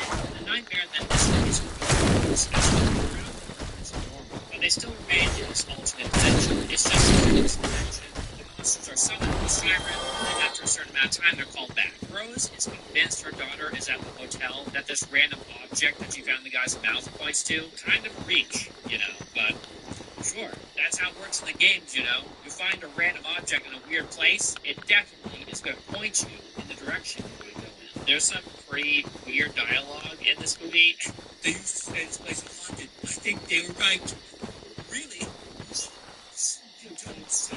The hotel Sybil and Sarah meet a woman named Anna. She's this random religious Looney Tune. Sybil just happened to check the key slot cabinet to find one of Sharon's drawings, so they head from the room to 111. That coincides with the slot where they found the drawing. Just like I said before, you find weird thing in weird spot leads to the right place. Chris finds information on their adopted daughter for the first time. Apparently they don't give you this information when you adopt them. It was probably kept a secret, I suppose, because they know of the history of this place. Dun, dun, dun. There's no room 111. Just kidding is behind this super creepy picture of a witch burning. At least this is very video gamey. They do hardly any investigating and decide it's time to jump through a hole in the wall, at least to the building next to them. It's in here that Rose finds the Sharon ghost that she's been chasing around, so she continues to chase her. When Rose finally reaches Sharon, surprise, surprise, it's a different little girl. It's Dahlia's daughter, Alessa. Rose has a creepy vision of her saying, I'm bleeding.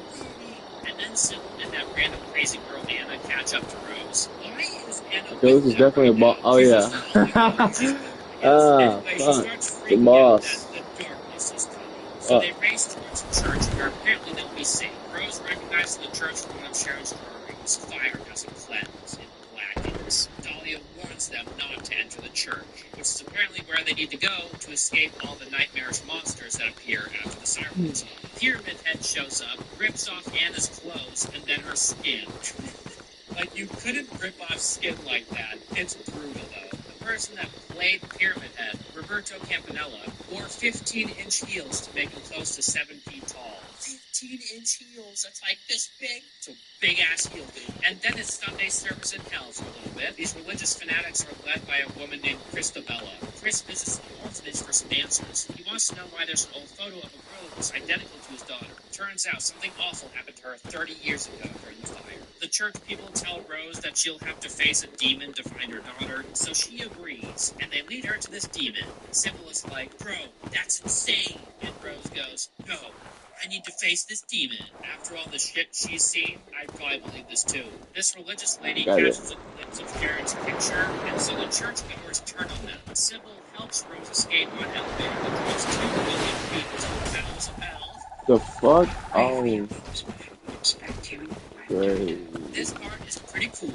It's super dark and eerie. There's industrial horror sounds going off all over the place, and Rose has to use her memory of a map to find the room where her daughter is. She's stopped by a group of the iconic Silent Hill nurses, frozen in place. They slowly come to life. What did I come out of? Rose figures out that the light is what makes them come to life, so she turns off her flashlight and has to sneak past them in the dark. It's a very scary scene, and an ingenious way to build tension. It helps that these nurses are scary as hell. The strange stumbling movements of the dark nurses when they first come alive was created by filming them walking backwards and then running the film in reverse. During the scene with the nurses, Radha Mitchell was punched in the face by one of them during filming. One of the nurses notices a swimsuit made of Rose. Then they all start swinging blindly. Rose is able to escape and everything turns white. The disembodied voice of a little girl tells the story of Alessa.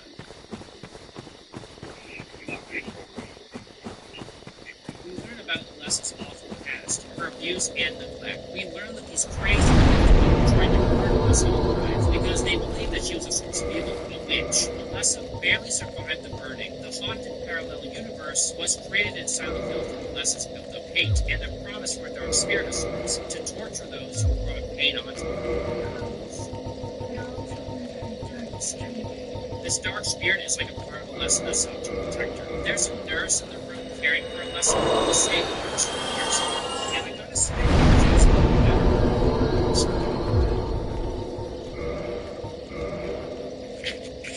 It's pretty great how they filmed this part with the nurse facing away. Her clothes are strangely clean, and her hair looks immaculate. When in contrast to the disgusting room around them, it has a really bizarre and haunting feel to it. Alessa's dark spirit tasks Rose with getting paid back on those that repelled her in the church with their faith. It turns out that Dahlia had Sharon in her possession all along, and Christabella and the other religious fanatics finally find out, and they break into Dahlia's room. In the original script of the film, Rose was supposed to take Sharon to a faith healer since Sharon was terminally ill and beyond medical help.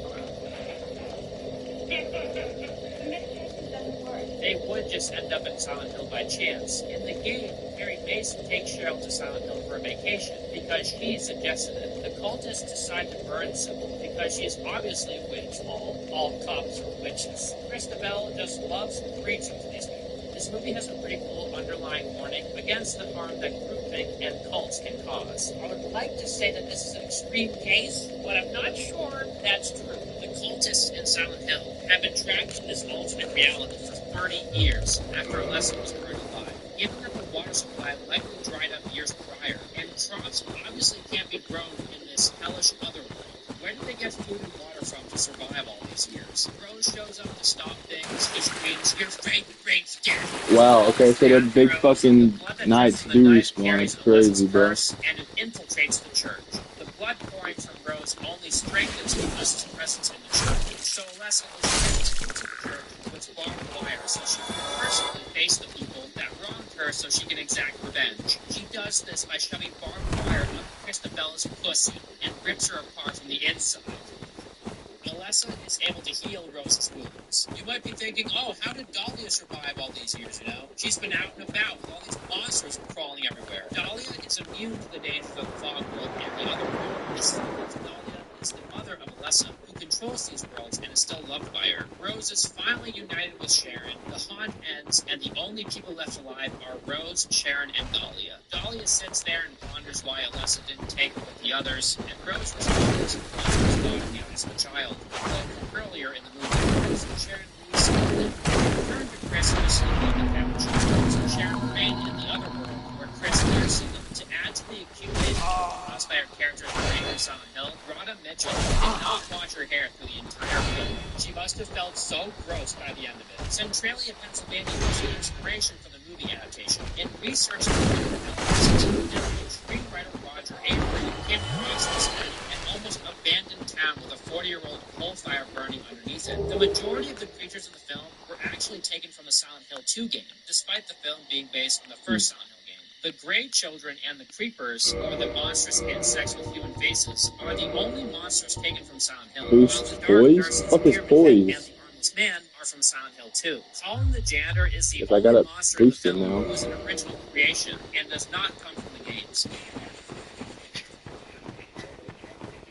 His character was conceptualized the day before his scene was shot. So yeah, this movie has a lot of problems, but it's also really fun. It has so much creativity built into it, and overall I think Christoph Gans did a pretty good job bringing Silent Hill to life. Now for the second movie, Silent Hill Revelation. Silent Hill Revelation as the first movie, and the first movie is overall pretty average. So let's jump into the pile of. This movie was directed and partially written by M.J. Bassett. She's known for Solomon Kane, Ash vs. the Evil Dead, and Strike Back. I've seen this was on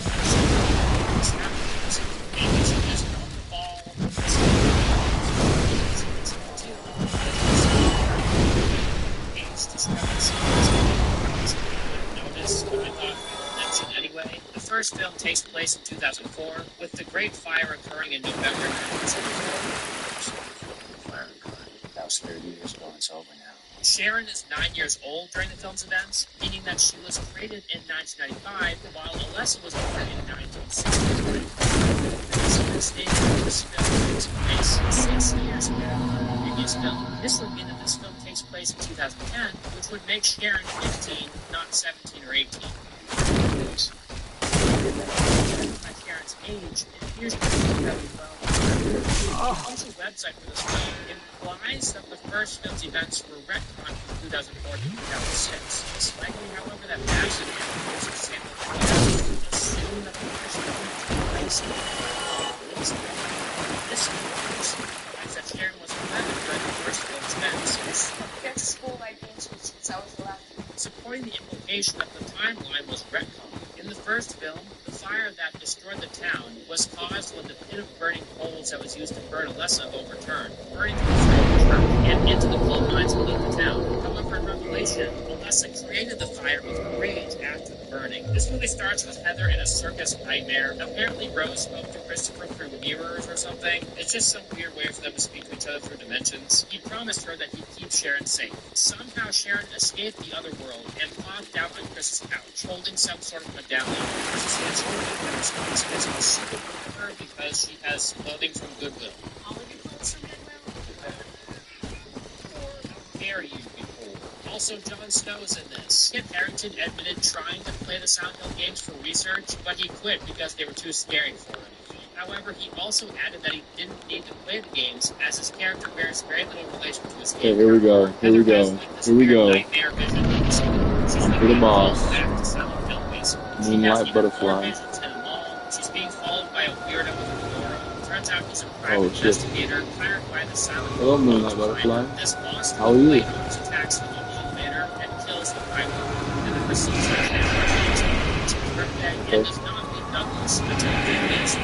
His only Snow's corpse. It contains a picture of Kevin wearing the vest to spy and Mary Aging on the vest. Just happens to be there. There's a psycho old man on the bus where Vincent and Heather speak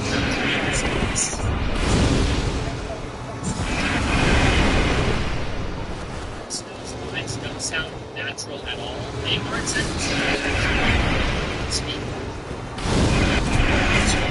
Damn, bro, what the fuck?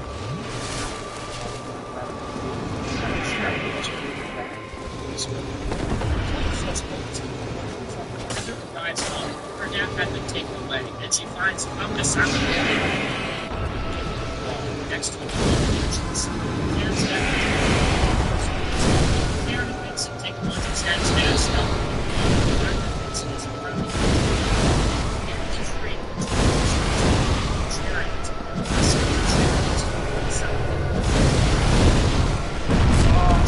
Oh, shit. They just changed her name, I guess, because they wanted to be anonymous.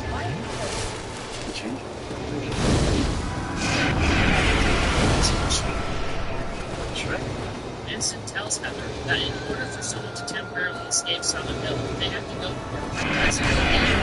She puts Heather simple arm into one's chest. Douglas and Vincent weren't supposed to be sent to look after Heather by Claudia. However, Harry ends up taken forcefully and must go by her own free will. So why were either of them sent to stay with Heather if she can't be taken forcefully to Silent Hill? Maybe they just didn't know.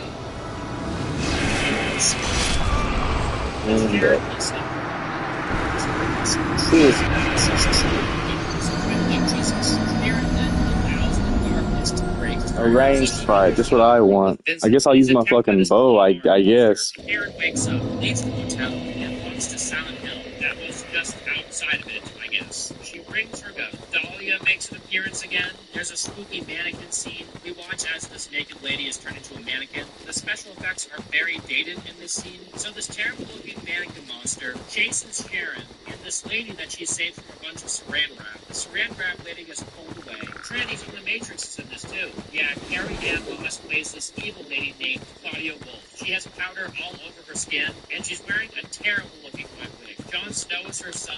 Kit Harington's acting in this scene is so bad. No, please don't. I went the wrong fucking way, I just realized.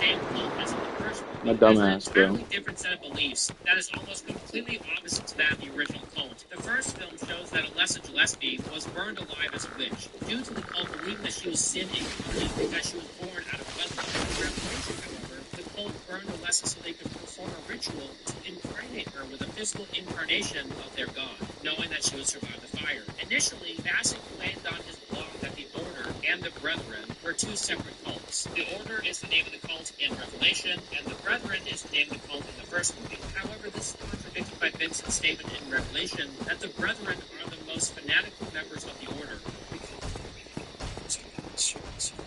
Sharon is attacked by a monster, and the makeup looks great here. When you compare this scene to the VFX used in previous scenes, it's night and day. This looks awesome. Then they put a mannequin scene. They do the whole video game thing in this one too. Sharon has to find a key to a room. She goes there, and something things happen. Malcolm McDowell is in this movie too. He plays a blind man named Leonard. He asks him for help. She hands him the medallion because he's blind, thinking that he will be obviously, this is an act of desperation.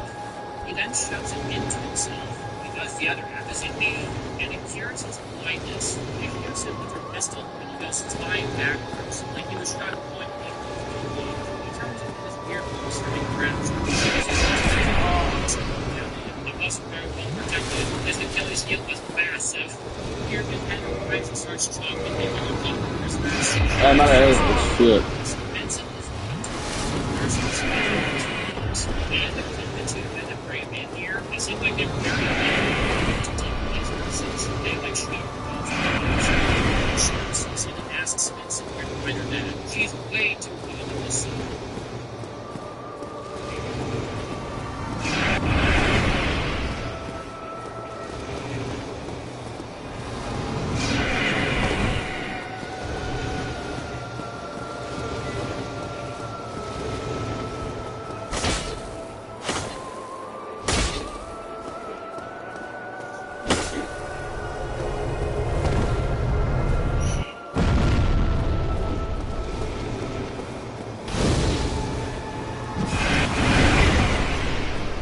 Missed, bro. Ow, that's so much damage. Of course.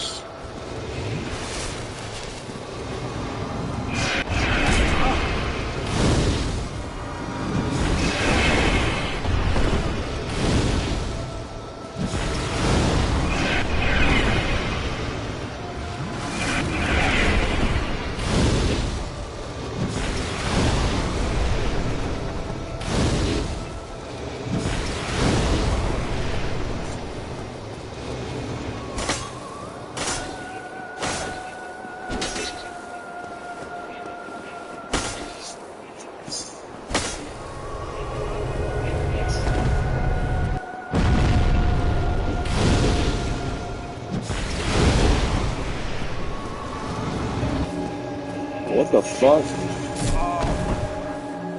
How do you dodge that? I'm dead. Bro, this fight is annoying, bro.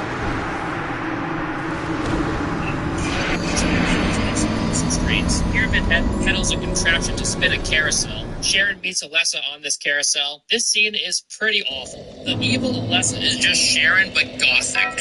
Black lipstick and eyeliner. Why didn't they just make her look dirty and disfigured instead? That'd be much better than just making her emo. They share a hug and there are some awful effects. Sharon leaves the carousel, and I guess Sharon just defeated Alessa. That was it. Sharon leaves the carousel and faces powdery white Trinity, and finds her father 006 and her brother Jon Snow. Carrie Ann Moss' acting is really bad in this scene. You can kind of tell she didn't care about this movie or this character at all. To be fair, the dialogue is also really bad, so maybe it was hard to take seriously. To cleanse the world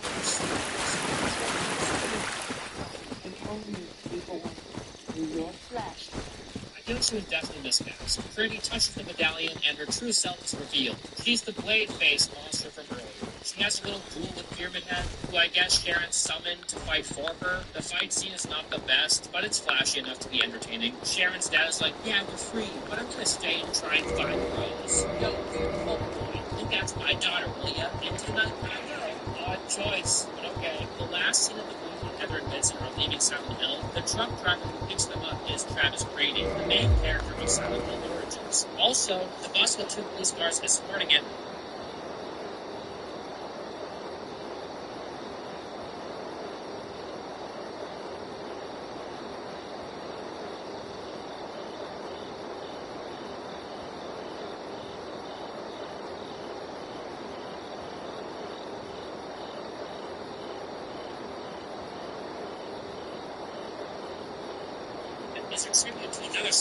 Alright, here we go.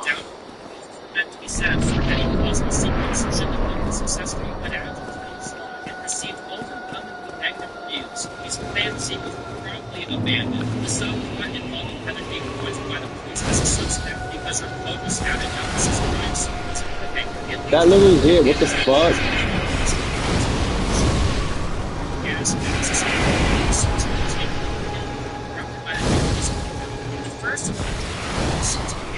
that also hit, bro. Fuck me. Oh my god, bro. Some genuine bullshit, dude.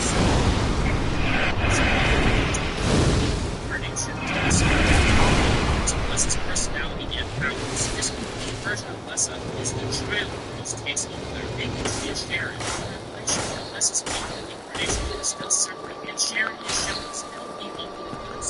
Muscle, with Dark Muscle existing in a separate world.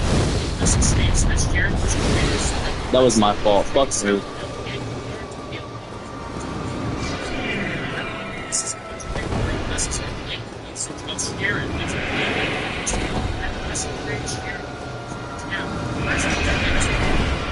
as Muscle have never altered the town version of this, so I'm comparing Muscle to better. Bro, what a fucking attack, dude. Just fuck you attack. Bro, what even? What is that shit, bro? Really? Fucking. Oh my god, this fight is fucking annoying. Just fuck you attack. Can't dodge it, can't fucking predict it. Just.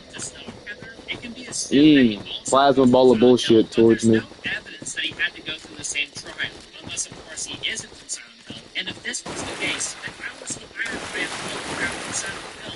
So remember the girl that was trapped in the lair with the mannequin monster? Well, her name is Suki. Suki claims that she became entrapped in the other world after getting lost in Silent Hill.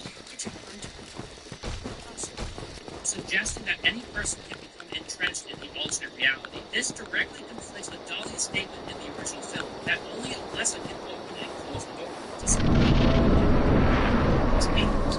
Just saying. Given that there is no evidence of Alessa in Suki, there would be no reason at all for her to bring Suki into the other world. In the first film, Alessa states that she rose to the town because this dream of life must end. And that it is the end of days, making it clear that she was the last day of revelation.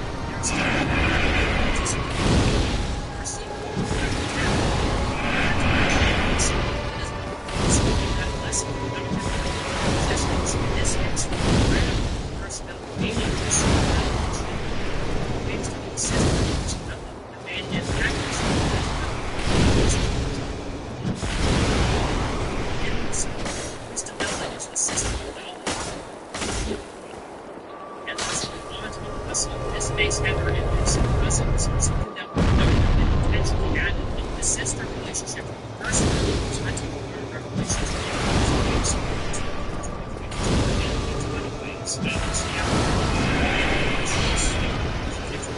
First film is consistent and based on the first film, took some very brief notes. What the f? You just died? What the fuck is that shit?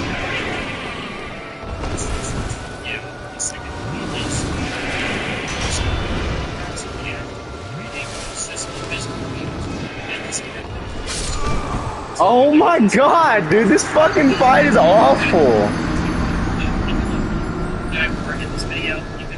Bro, this fight is awful, dude. It's AYYLIEN.clothing.com. He just released a bunch of new stuff that I think you might like, so go over there and check this out if you haven't. Thank you so much to all my patrons. You guys make videos like this possible, and I'll see you in the next one.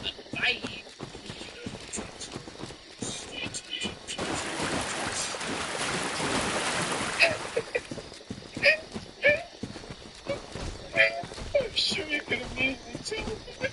Today we're talking about the new Netflix Resident Evil show. Just in case you're watching this a year from now or something, it's the one that came out in 2022, because I'm sure that Resident Evil will be milked more and more and more. For some reason, people love to make random-ass movies and shows based on Resident Evil that have very little to do with Resident Evil. This show feels like what someone would imagine the world would be like if the Umbrella Corporation existed in our day-to-day, and how infecting from a high schooler's perspective also happens to be the daughter of Amanda President. And thus her who's actually the clone of Blade. That description probably doesn't make a whole lot of sense to you if you haven't seen the show, but it will when you're done watching this video. I have to say this right off the bat. Like this show a lot more if it was just another zombie show and had nothing to do with Resident Evil. Some might think that's not fair, but I think it's kind of cheap to slap on Resident Evil and use some names from the games and put some pretty cool marketing out there, like this liquor promotion. I think this is in New York City or something. Liquors are present for like 5 minutes in the entire runtime of the show. There's hardly anything in this entire show that makes you think of Resident Evil. That's not to say that everything about the show is terrible. In fact, I've seen tweets and reviews for the show that are very positive. A lot of people out there like this show, and I can see why. There are things to like about it. If you don't give a shit about Resident Evil, this show does a lot of time hopping and show the protagonist and then fast forward to older versions of the protagonist after the apocalypse happens. This show is based around Albert Wesker's daughters. One of them has hair like Billie Eilish, dresses like Billie Eilish with baggy clothes, etc. And when they introduce her, she's listening to Billie Eilish. And what's her name? Billie. That's cool. And then there's her sister, Jade Wesker. Immediately, there's some very strange dialogue in this show when the kids are introduced to their new living space in New Raccoon City. It's Raccoon City, but the new one. This woman that's showing them around is like, last year, we voted best place to live in the world. And then Jade says, by who? Lululemon home? Guys, CrossFit, Elon Musk, and it builds up to the show. They've mentioned Elon Musk and Lululemon. Jade finishes. Throughout this show, they mention a bunch of real-life people and corporations, and it's very weird. When you're playing a Resident Evil game, you don't stumble across Apple computers. Come on, die. You don't see I'm hit. breaks them out. Yes! Fucking piece of shit, boss. Fucking drown, dude. I hate you. They really want to make it seem like this isn't the real world, you know, which is so weird. And then Jade has another ingenious Fuck, that was line. an awful boss.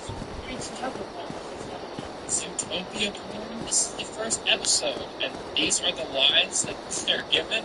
Like, it doesn't bode well for the rest of the show. And I wouldn't be surprised if a lot of the people who watch this show were turned off from the first episode. We get a scene with older Jade, and she's attacked by the very hungry caterpillar. She's then saved at the last second by random survivors. In this rendition, Albert Wesker is played by Lance Reddick. He's a really good actor, and I think he was a great choice for the role. And he puts in a lot of work. He plays multiple characters with varying personalities. I hope they paid him a lot. Yeah, this is not my favorite rendition of Wesker, but that has nothing to do with Lance Reddick's performance, because I thought he was great. There's a girl at Billy and Jade's high school named Tammy. She gets denied a seat at lunch, so she approaches Billy, who's seated alone. It looks like Billy's about to make a friend, because it appears like they're both outcasts. Jade calls to Billy from a different table to sit with them. Why Billy wasn't seated with them already is kind of weird. Billy explains to Tammy that Jade is technically her twin sister, because they had the same dad, but they had different egg donors, but were birthed at the same time. Tammy then calls Billy a freak.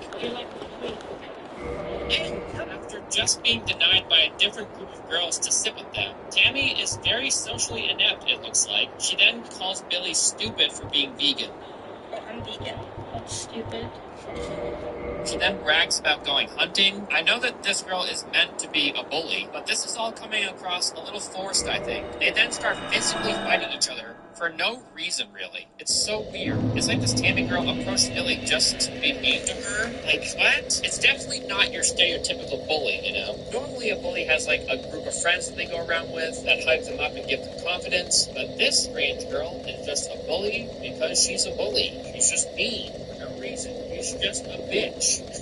The next day, Billy paid Tammy a visit and then apologizes to her because Billy decides to be the bigger person, I guess. Billy reaches out a hand for a handshake. Tammy then takes her half-eaten burrito and shoves it into Billy's face. What is wrong with this girl? How is it possible for someone to be this demented? I've met a ton of bullies in my life, and I've been bullied myself, but none of the bullies that I've met have ever been this socially inept. Also, massive waste of a burrito. Jade urges Billy to stick up for herself, and I get that's the message here. Billy should be more confident and stick up for herself because she's a little baby. And then later in the show, she sticks up for herself and she's super confident. She's a changed person. It would have been a lot better if the bully was believable. Older Jade is brought to a scavenger camp that's surrounded by the undead. They tell her that they only take what they can trade. We only take what we can trade. And she doesn't question this at all. They took you in, and this guy literally said, we only take in what we can trade. There's nothing happening here, like no light bulbs are going off, I see. I guess they treat everything via helicopter because this place is surrounded by the undead. How'd you get me here? Helicopter. Not very convenient, that's a lot of wasted fuel. You should probably move elsewhere. We're then back at the high school, and an unknown person wearing a raccoon mascot head beats up the bully while she's taking a shit.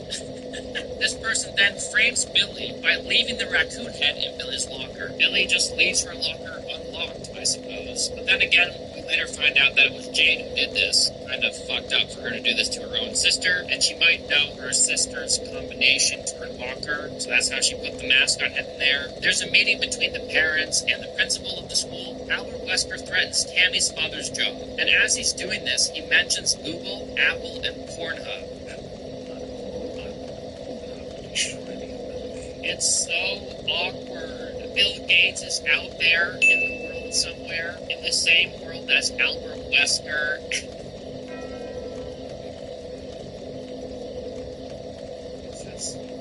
It is cute seeing Wesker stand up for his daughter in this scene, though. Older Jade explains to the scavenger guy named Tate that the zombies can't see or hear, but their sense of smell keeps improving over time. I guess Jade has done a lot of tests on these zombies, and she knows that they can smell things really well. Also, zombies aren't called zombies in this show, they're called zeros. Zero straight. I studied zeros. Why do all these zombie shows and movies refuse to call zombies zombies? They're either walkers, spitters, runners, undead, infected, biters, creepers, geeks, roamers, hungries, fleshies, zacks, ghouls, zed-heads, zeds, and whatever else you can think of. Surprise, surprise! These guys want to trade Jade to Umbrella. Oh my. I just want to take a second and talk about the music in the show. I'll only mention the music once, but trust me, it happens throughout the entire show. There's bad music in it throughout this show, just non-stop. Most of it is licensed and it's so bad. It comes across so cheesy. What happened? Open it. And I feel like I'm back. if they just renamed Yeah, I don't know where to go with this. rely on the Resident Evil name for eyeballs and just made it some random zombie show and improved the music, this show would be like 80% better, and I'm pretty sure a lot of people would like it more. Most of the music is atrocious, lo-fi techno pop songs, and they feel incredibly out of place. Billy loves animals. She's a big vegan, and she goes to Daddy's work one day, and she notices that there's bunnies, and they're about to be tested. She doesn't like this, so Billy and Jade cook up this plan to save bunnies from being tested on in the Umbrella Labs. They steal their dad's key card. Once they get to the Umbrella buildings, they play an audio recording with their dad saying, to enter the building. How did they get this recording? The only explanation they give us is that the internet helped them. The internet does. I have to say that throughout the show, I do like the sisters' relationship with one another. I like how different they are and how they have to help each other throughout the show. They make for a pretty fun dynamic to watch. And this new version of Wesker as an overworked father that has 2 children that he doesn't spend enough time with is kind of weird at first, but if you forget that it's Wesker, it's fine. In the future again, this guy Tate welcomes the Umbrella employee Jack Galifianakis, Zach's long-lost brother, and it's hilarious. G-Force? More like, gee, he's fat. The music is super serious and dark in this scene, but Jack Galifianakis just, stumbles down some stairs. And he has his left tit hanging out of his blazer. Mr. Cheers. He then kills Tate and has his men gun down the place. They could have easily just been a resource for Umbrella. You know, they help them, they trade with them. But sure, let's just kill everybody, because Umbrella is evil. Jade does tell us later that Umbrella doesn't make deals. You can make a deal. Umbrella doesn't make deals. You know, that would be bad for business. You guys know, every successful business, they don't make deals. They never make deals. Young Jade and Billy access the Umbrella Labs and computer files, and they find some harrowing stuff. Oh my goodness. They just turned off the security in this very high security building because the internet told them how, I guess. But the internet does. You can always rely on good old Google. Just remember, guys, Google exists in this universe. And so does Apple. And so does Alien Clothing, baby. Yeah, my personal clothing brand. Go to AYYLIENclothing.com and get some amazing clothes. Just like that, that was a pretty good segue, wasn't it? They don't show us the girls turning off the security, but it happens. Well, trust me, bro. I made it the fuck up.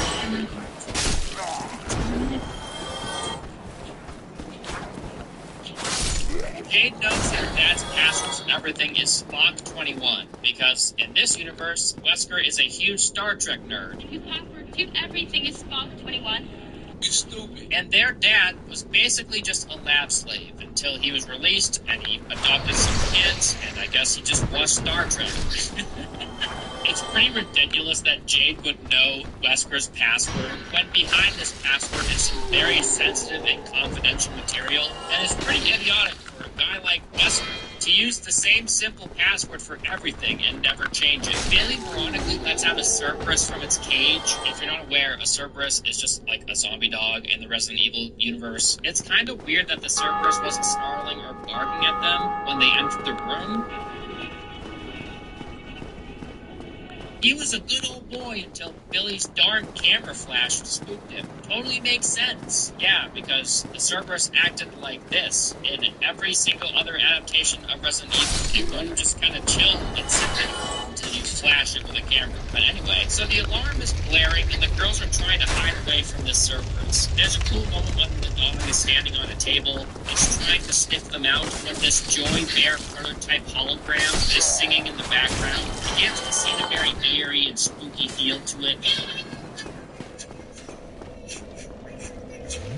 The sisters use Albert's key card to enter an elevator, but when they try to exit the building, they can't do so. I guess you can't use the key card to enter and exit the building, it's only used for the elevator. Very strange system. The door is only voice and facial recognition activated. Why couldn't the showrunner just make it simple and let the girls just enter with the key card, and when the dog attacks them, they just grab the key card and run? It would have just made it a lot simpler, but instead they're just standing outside of this door, trying to play their dad's audio to open the door. Like the voice doesn't work for some reason. Even though it's totally sure the alarm is going so it can't hear. This would be very inconvenient for the Umbrella workers if there was ever a fire, because the fire alarm would go off, or if we would be able to hear them saying their names. It looks like all the lights go off. I rested the fucking other one, bro. They would work either. Overall, it's not a great What system. the fuck? So the Cerberus fires up and attacks Billy, so Jade beats it to death with a fire extinguisher. In the future, Jack Galifianakis tells old Jade that Billy is looking for her. Instead of finding out what he means by this, Jade basically commits suicide and dives into the field of zeros. They're zombies. At the last second, this one random survivor drives out into the field of zeros and saves Jade. As they drive away, there's one zero chasing them, and he's wearing a pom-pom beanie, and I think it's very cute. It's just flopping in the air.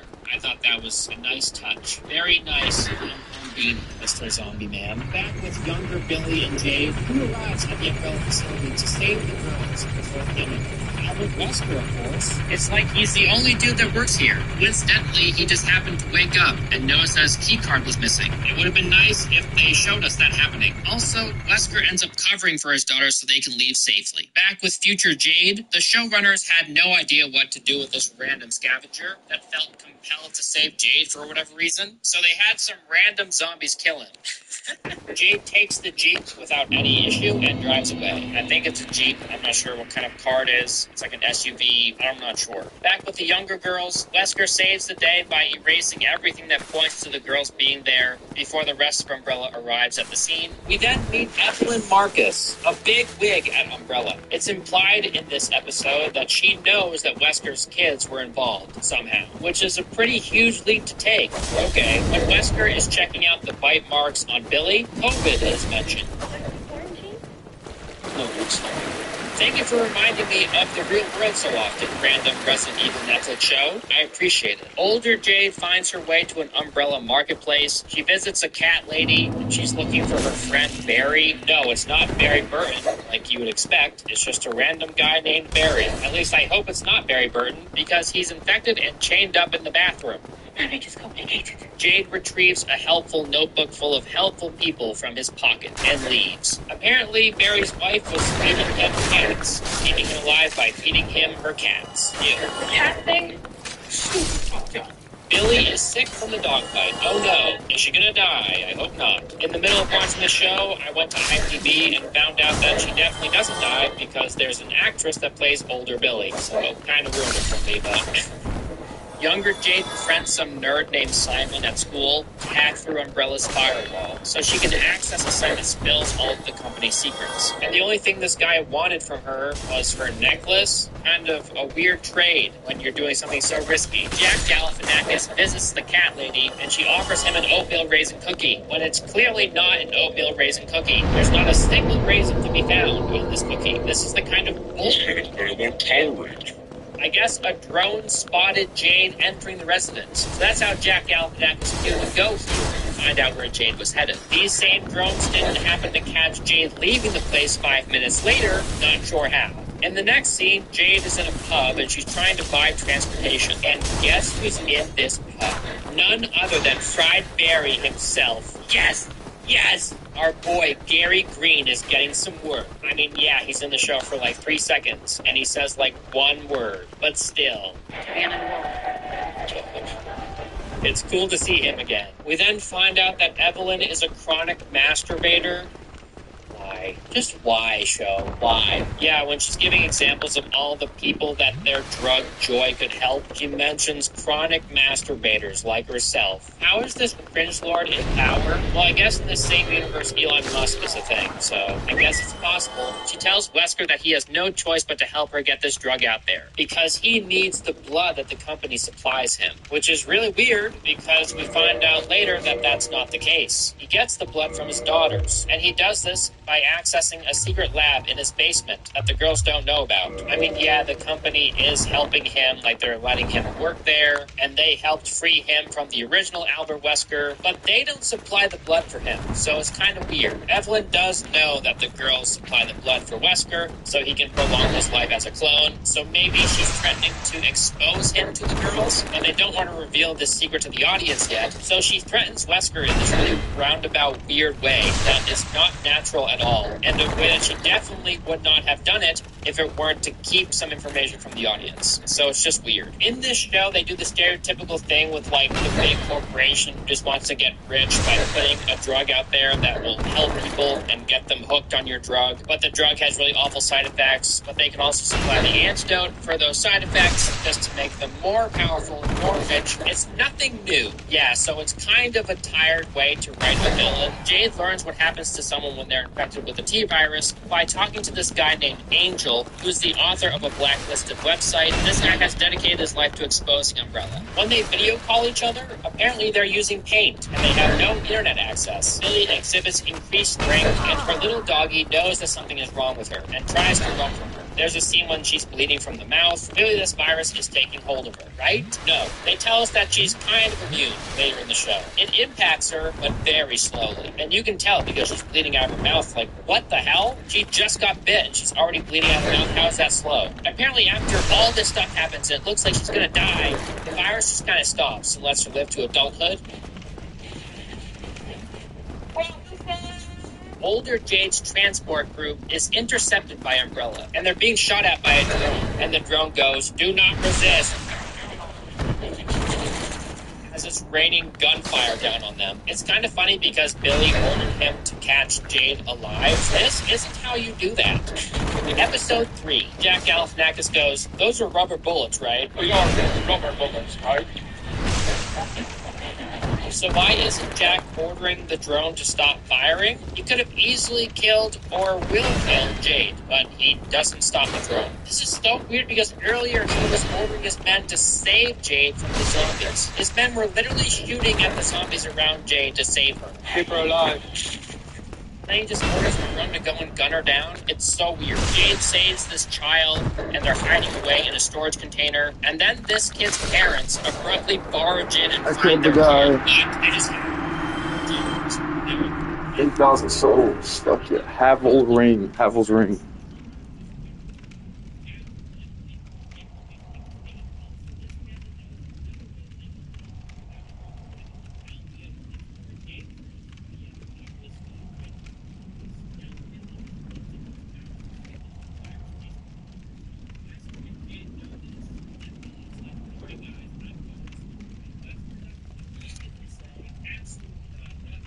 any sort of circumstance where he's leaving this house. And Stephanie checks her and he's like, wow, you're getting better. Okay, we'll see ya.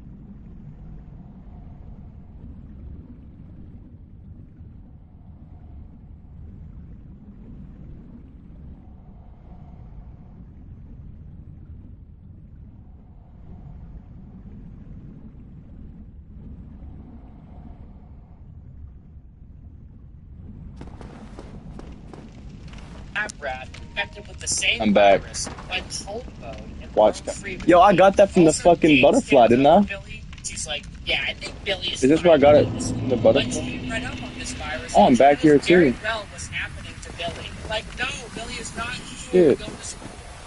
Also, Jade and Wesker are very calm for some reason. If I knew that a very close family member of mine had only 52 hours left to live, I wouldn't be so calm, but this family is very strange. Billy is, of course, in denial that she's sick for some reason. Makes no sense. Older Jade joins a caravan of escapees with the family. Evelyn talks about how she's good in bed randomly. Good to know. So what is that? That she's a chronic masturbator, she's great in bed. What else is good? What else is she good at? Oh shit. Wesker tells the board at Umbrella There's like golems now. infects the virus, and it's a huge problem. But then later he concedes that it would take 20,000 pills of joy to infect someone. So obviously it's not a huge cause of concern then. I mean, fuck.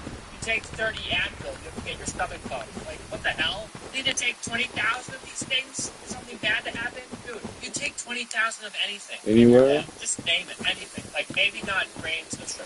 That's it. Umbrella intends to use Joy to control people's states of mind. They'll be able to control their purchasing impulses for profit, and basically everything else. I have to say, I kind of like this plot thread more than Paul W.S. Anderson's "The T-Virus will kill everybody except for the Umbrella Corporation, so we can take over the world," when there's nothing on it but zombies. This show has a little bit more logic behind it, I want to say. Oh yeah, fuck that reminds me. I got that night on me so long ago.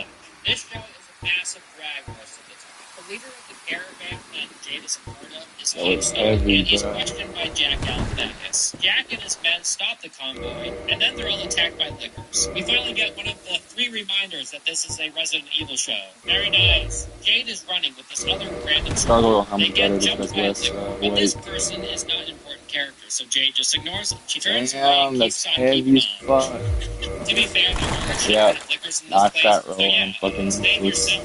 There's some halfway decent cinematography in this show. There's a cool shot with a clock. And then there's a scene where Billy pukes in a sink, and the way they filmed it is pretty neat. There's some skilled camera work being done here. It's just too bad it had to be in this show. Older Jade is being led through a service tunnel where they encounter Aragog from Harry Potter. Only Jade, an infected kid, and her mother make it out alive. Young Billy exhibits aggressive behavior that she's surprised about, but should have known would happen by now. We find out that the kid Simon that Jade has been hanging out with is Evelyn's son. Oh no, this is gonna complicate things. This kid just happens to be the son of my dad's boss. Funny how things work anyway. Back home, Billy expresses to Jade that she thinks something is wrong with her. Yeah, no shit. And she doesn't know why, apparently. Did she forget that she was bitten by this random, crazy lapdog? Older Jade fails to convince the mother to leave her infected son, which kind of works well with the memories of her learning about the virus through her sister, because then she vicariously relives this moment through the mother and her son. When Jade finally makes it out of the tunnel, she's greeted by Jack Galifianakis. She's then saved by a group of scavengers who just happened to ambush the Umbrella forces at the last second. Jack Galifianakis is a really weird character in the show. He's like a really awkward, comical relief character who's also supposed to be this daunting, evil force that's after Jade. It's very strange. He says, "Dude, ouch," when he gets shot. There's multiple times throughout this show when he's like, when people tell him things. He's just like a weird guy. He acts like a dude bro. Jade is then knocked out. Episode 4. This episode starts by fleshing out Angel, the author of that website that's attempting to expose Umbrella. He's seen recording the testimony of a woman who was married to someone who worked at Umbrella and was bitten by a lab rat. And he has this memory stick full of incriminating data. So Jade and Jack Galifianakis are being carried away in trucks. Remember how this is the real world? Well, Jack talks about SpongeBob and how much he likes SpongeBob.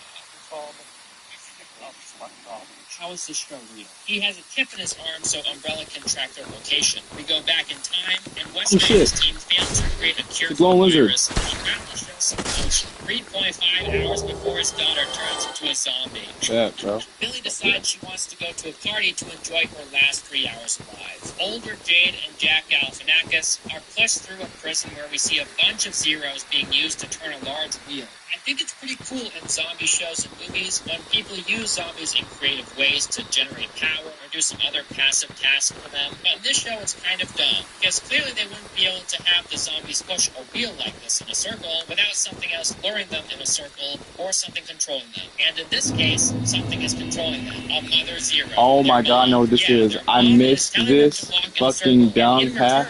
She's fed. I saw this. I didn't even know this was a fucking. I'm a dumbass. He has her little buddies walk in a circle for these people. We then meet the leader of the Brotherhood. His name is Felix, and he's very cool. He wears shades indoors, just like me, but at least he looks cool. Yeah, the Brotherhood, they're the stereotypical crazy religious group that you see in all zombie or post-apocalyptic media. Jonas. Jonas. It was always meant to be. I'm gonna get hurt. I'm gonna get hurt. Oh no, Smosh, don't do it. I love you. Don't hurt me. I know it's coming. Jack explains a snappy story about how Umbrella is a necessary evil for him so he can take care of his kids, Charlie and Cardi. And then he reveals a photo of his kids, and they're 2 Pomeranians. It did get a chuckle out of me. Oh, shit. So you were always like this. Jack mentions Billy again, and Jade mentions that Billy died. Nice fucking auto lock in the game, really cool. It's not really the case. Go to this party. Also, Simon is an avid skateboarder, and so Billy wants to try skateboarding for herself and prove that she's also an avid skateboarder because there's no time. Might as well try it. And right after she goes skateboarding, her sister just ignores her for the rest of the party. But I'll come back to that. There's a scene of Evelyn and her partner doing yoga with a goat. Yes, there's a goat. Doing yoga with a goat. Is that what rich people do? Yes. So they end up catching Angel. Yeah, they just find him because he's not attempting to cover his face at all. He's just driving around. Maybe he doesn't know the truth. He's scratched back. We get a scene with the baghead chainsaw guy from Resident Evil 4. He executes a soldier and feeds his meds to the zeros. Yet another reminder that we're watching Resident Evil show. Jack reveals that he's been to prison before. Jade asks him to elaborate. This is what he says. Why can't I get a backstab off, though? What was that, dude? Were you friends with Jeffrey Epstein or something? They break out Jack and James. He then unwittingly releases all the zombies throughout the prison, and then the weirdest music starts to play as they fight their way out. Music starts with this like dum dum dum sound. It kind of reminded me of the parents' voices from Charlie Brown. It's so gruesome. Who was in control of the music? Who did it? Is there something about Resident Evil that just requires every single piece of live-action media to have awful sound effects? They use this coconut knocking on wood sound effect when Jack hits a zombie with his rifle. Not make that sound. It's just cartoonish and weird. The music genre that they use for this part is not a bad idea, though. They were clearly going for this bonfire, let's go! An anxiety-inducing rush, and I think it would work a lot better if I thought Jack was a badass, and I don't. And I still don't think that after this scene. He's a weirdo, probably pedo goofball. Jade tries to escape on her own in this scene, and then people happen to her again. Hours later, the sun is down, so I guess she was busy spending time with her boyfriend. She just happened to forget about her sister, who's literally about what does that fucking ring do I got? I just realized, I didn't even look at that ring I got. Dude, she I'm still dumbass. just ignored her sister. It's so weird. Billy is understandable. Oh, boost equipment load? Hold on, can I? Angel found this part of the picture that he found online, and he's looking for Yes, sir, bro. Let's go. and to use them to further expose Umbrella. He tells the Wesker 9 years ago there is no governmental records that the girls exist. Older Jade kills some other Zero with a chainsaw. She's cornered by a ton of Zeros until she comes across a grenade stash. These grenades don't ignite until the door the zombies are banging on crashes down. Fuck yeah, that's crazy. She's fine though. Yeah, she's good. Pretty insane to survive a blast Yeah, I gotta look up from, what this like 10 Wolfring grenades when you are right next to them in an enclosed space like this. But yeah, she's good, dude. You're alive. Jack ends up finding Jade and helps her escape for some reason. Maybe because they bonded for like the 3 seconds they were in prison together. This is the same guy that had no issue murdering an entire encampment of people. But yeah, he really likes Jade, I guess. He literally sacrificed himself so she could live. It's so weird and out of character. We go back to the past again. Angel tries to strike a deal gotcha. with Evelyn after being Poise is captured, like but resistance Evelyn to being has tortured stunned. instead. The time comes out of the villains. Remember, she's kind with you, but only just kind of. That's why she was bleeding from the mouth, but didn't end up turning completely. The effects just kind of go away, and she easily lives up until her late 20s. She never stayed around.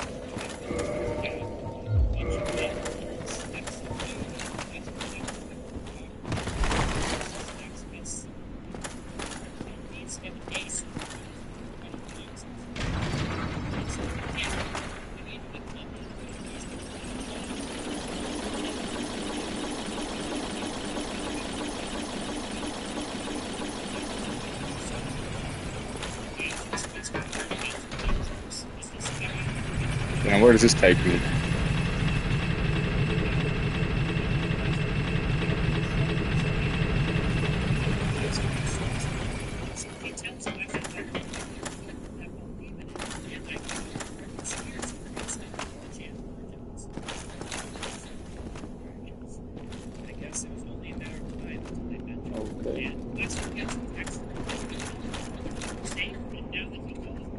Fucking dragon?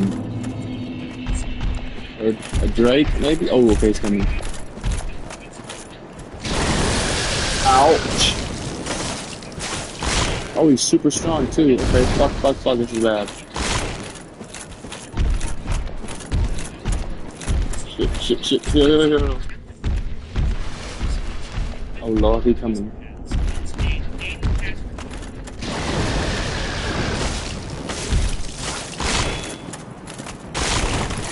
Damn, motherfucker's strong.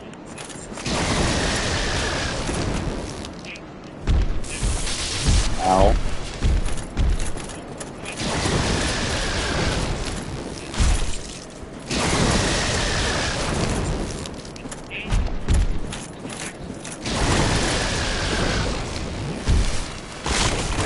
Ow.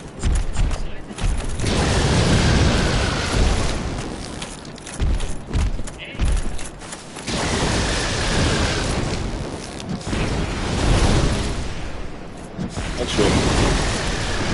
71 damage ain't bad, bro. This is like a fucking... Okay, I'm alive.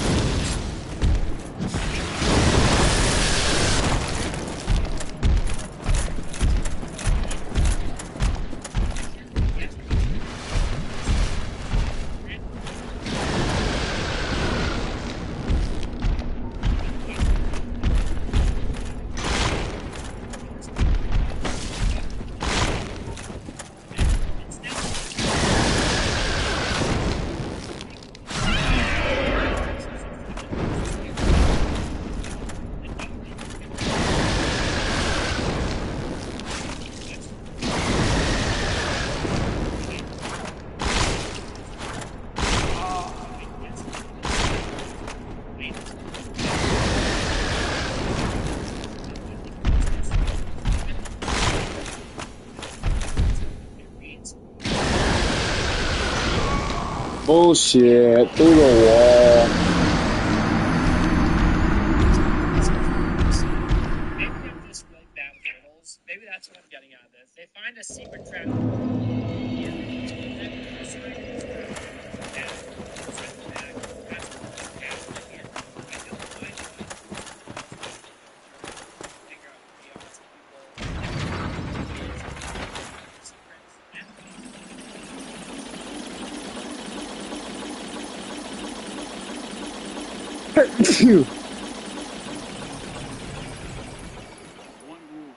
No kissing the mailman.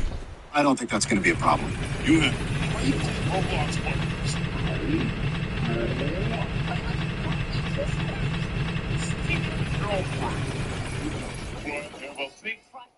And oh my goodness, the amount of freedom they could have had if this wasn't a Resident Evil show. And I appreciate all of the Resident Evil Easter eggs. Just so so Simon knows something very strange for a high school. He knows that all of the relatives have basements. There's so many of them. Holy fuck. Hold on. I might not be supposed to fight these guys. Because there's just so many of them. Holy shit. Look at this one.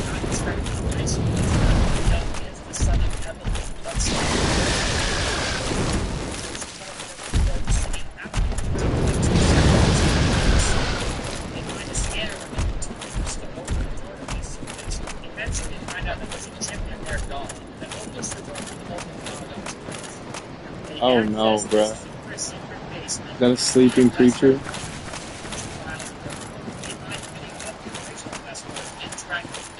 Yeah, apparently this is Lisa Trevor, Lisa character from the games. I think Welcome to Raccoon City did a much better version of Lisa. That's a lot of blood stains. Raccoon City was not great, but their version of Lisa Trevor is much better than this one. Jade tries to... A lot of blood stains. Yep. Yep.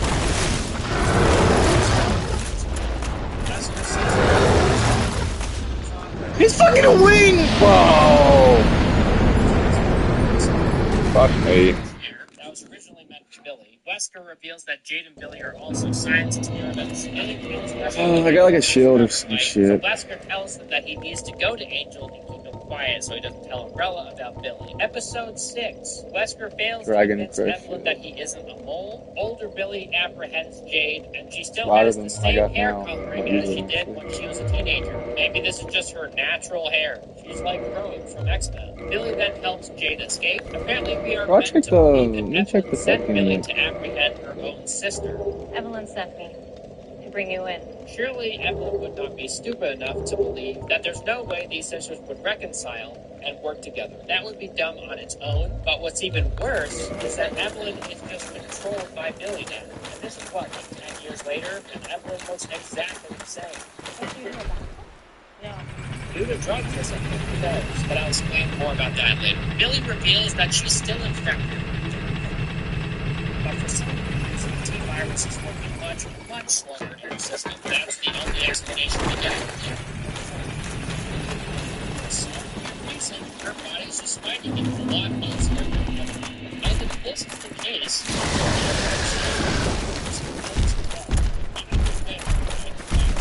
that's clearly the sort of influence of blood that's fighting it.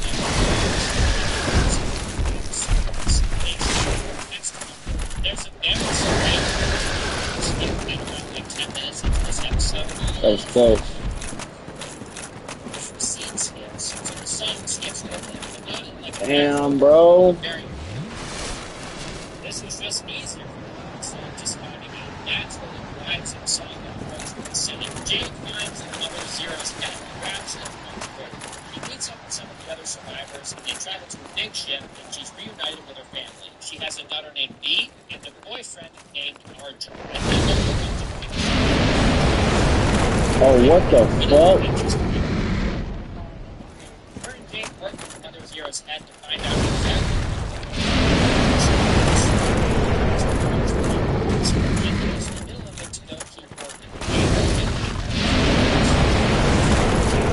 Okay, either it's immune to fire damage or I can't do damage to it.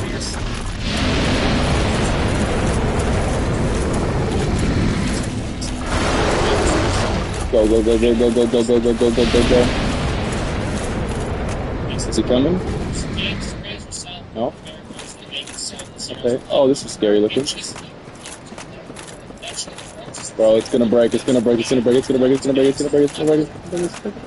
I'm fine. Okay. I can jump to the other side. I don't know if I need to though.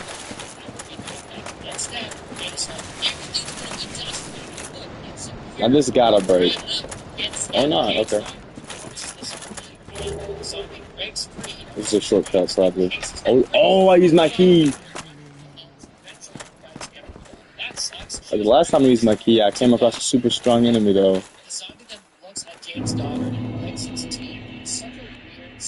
Damn, new Londo. Fuck. survivors approach the ship. So Wesker is put into a cell. A different clone Wesker speaks to him from a cell next to his. And that's like the big reveal. Like, oh my god, there's more than one Wesker. What's going on? And he's like the chill, cool clone. It's like, hey bro. Hey bro. Episode 7. Only 2 more to go, thank God. We learn that the original Wesker is just a clone. And no, it's not just because he's black. Look at him. He's just a clone. He made a bunch of clones of themselves to work with him. And they all have very cringe names. They have cringe names for clones. So just like what is he, 3 years old? Probably is, because he's a clone. And you know what I mean? You know? That's apparently whatever. So he could be frequently exposed to the original Albert Wesker's lab to a lab, and they handled it. And apparently, the original Wesker died in a volcano. It's so stupid. Jay finds a tracker in Mother Zero's head. Apparently, Billy put this tracker in there and used it as a way for Jay to lead them toward the other survivors. Evelyn has a meeting with the survivors' leader. You go back in time. Bert picks up young Billy and Jay. He's clearly acting differently than their father, so he knows something is wrong, because this guy's a little awkward and goes ballistic when the bread sticks. He tells Billy did everything about the clones. He has a zero filter, and just spills everything. Umbrella finds them, apprehends them, and brings them to him. That brings the girls to their death as a prisoner. Evelyn explains how their father's clone has rapid aging, and that's been using his daughter's blood to keep himself alive all these years, and the girls are obviously very upset by this, and they turn on him instantly.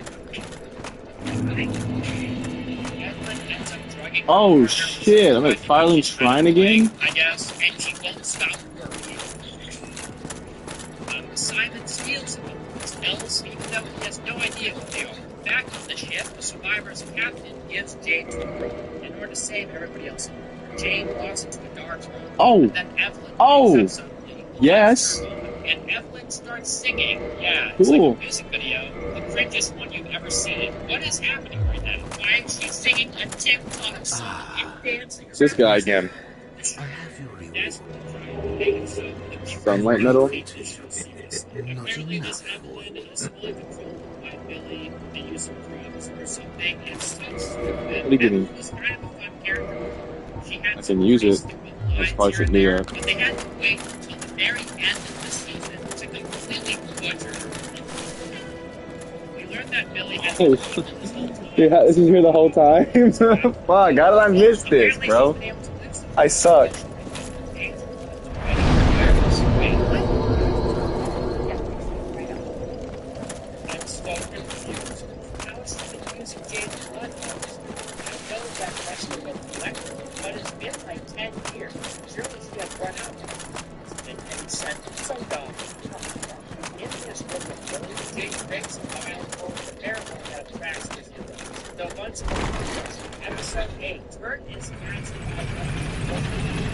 There's like 15 fucking ways to go right now, bro. And then at the very end of the show, he breaks out some rubble, and it's like, oh my god, let the show end. Little Sir no purpose. Like, hey, he's nothing in the next season. Don't worry. Jade work up a plan to escape their umbrella capture. Billy ends up being out one way, Jade escapes. But yeah, over Evelyn is owned by Billy over this parcel. Because he ends up walking home, they have a conversation, so Evelyn's still in there. But Billy's controls of the worlds. Why did Evelyn look insane? How did she gain control over Evelyn? How? I got a bad feeling about this. Billy had to get her drone controlling tablet and decided to chat with Evelyn for a moment, giving Jade the perfect opportunity to leave. Jade rushes Do some big boys. ship. Argent tosses her a rope and Uh-oh. makes it. Jade uses their finger, press the big red Alright. button that releases a massive Oh lord, they coming. that they were dragging behind them. Yeah, their finger that is a massive improvement. Dragging behind us. What the hell? How did these manage to and secure it behind this and they were able to go back and try to get Billy in space with them, and against a very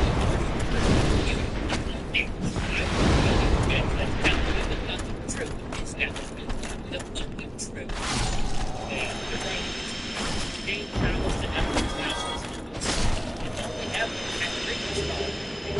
Dung Pie?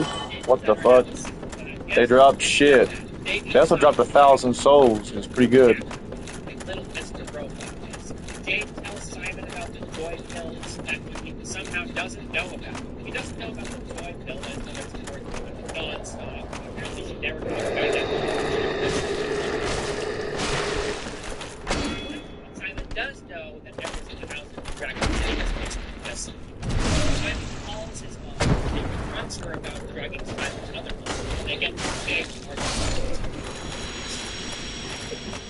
Billy is controlling these drones, and they're killing all of the zombies and her own men. It's just killing everything. King K. Rool walks on Light Town, bro. There's so much shit. leaves by herself to find greener pastures or something. Like, where is she going? She just took the bag and left. She's sick of all this bullshit. So I'm done here for now. He's gonna take this perfect opportunity to escape. We go back to the time. Evelyn's scientist helper guy pumps young Billy full of replica. That's a great idea. I mean, she's infected with the T-virus, and she's not being very cooperative. Clearly this backfires, and Billy stabs himself. He then runs away and has a vision before meeting up with Bert. Bert gives a cute little speech about how the father actually does in his own work. It's like, yeah, it's survival. James Billy yeah.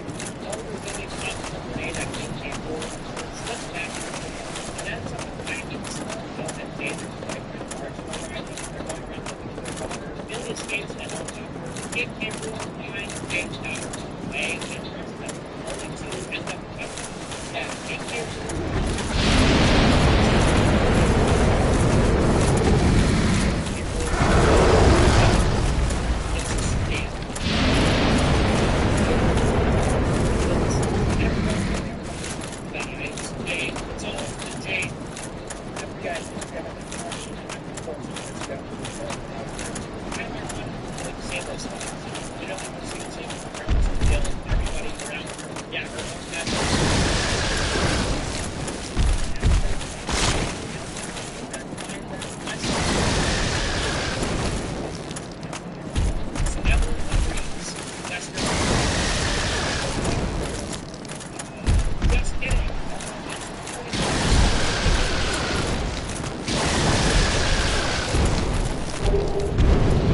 Oh shit, okay.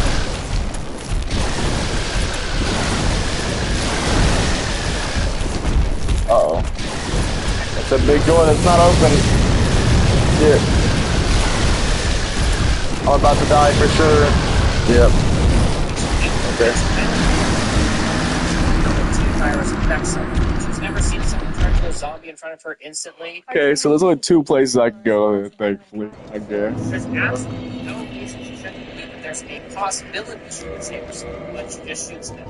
The Wesker clones fight back against the Umbrella forces. I don't know how these clones were trained in combat. Yes, they are clones of Albert Wesker, the superhuman Albert Wesker. But these clones were never trained in combat. They were just lab assistants of the original Wesker. So it's just weird that they're so adept at fighting. Like, there's one scene where Dixon should have a bunch of Umbrella forces to save the girls immediately after they went eating. Maybe that's the power of the breadsticks. The breadsticks, it's like spinach for Popeye, you know?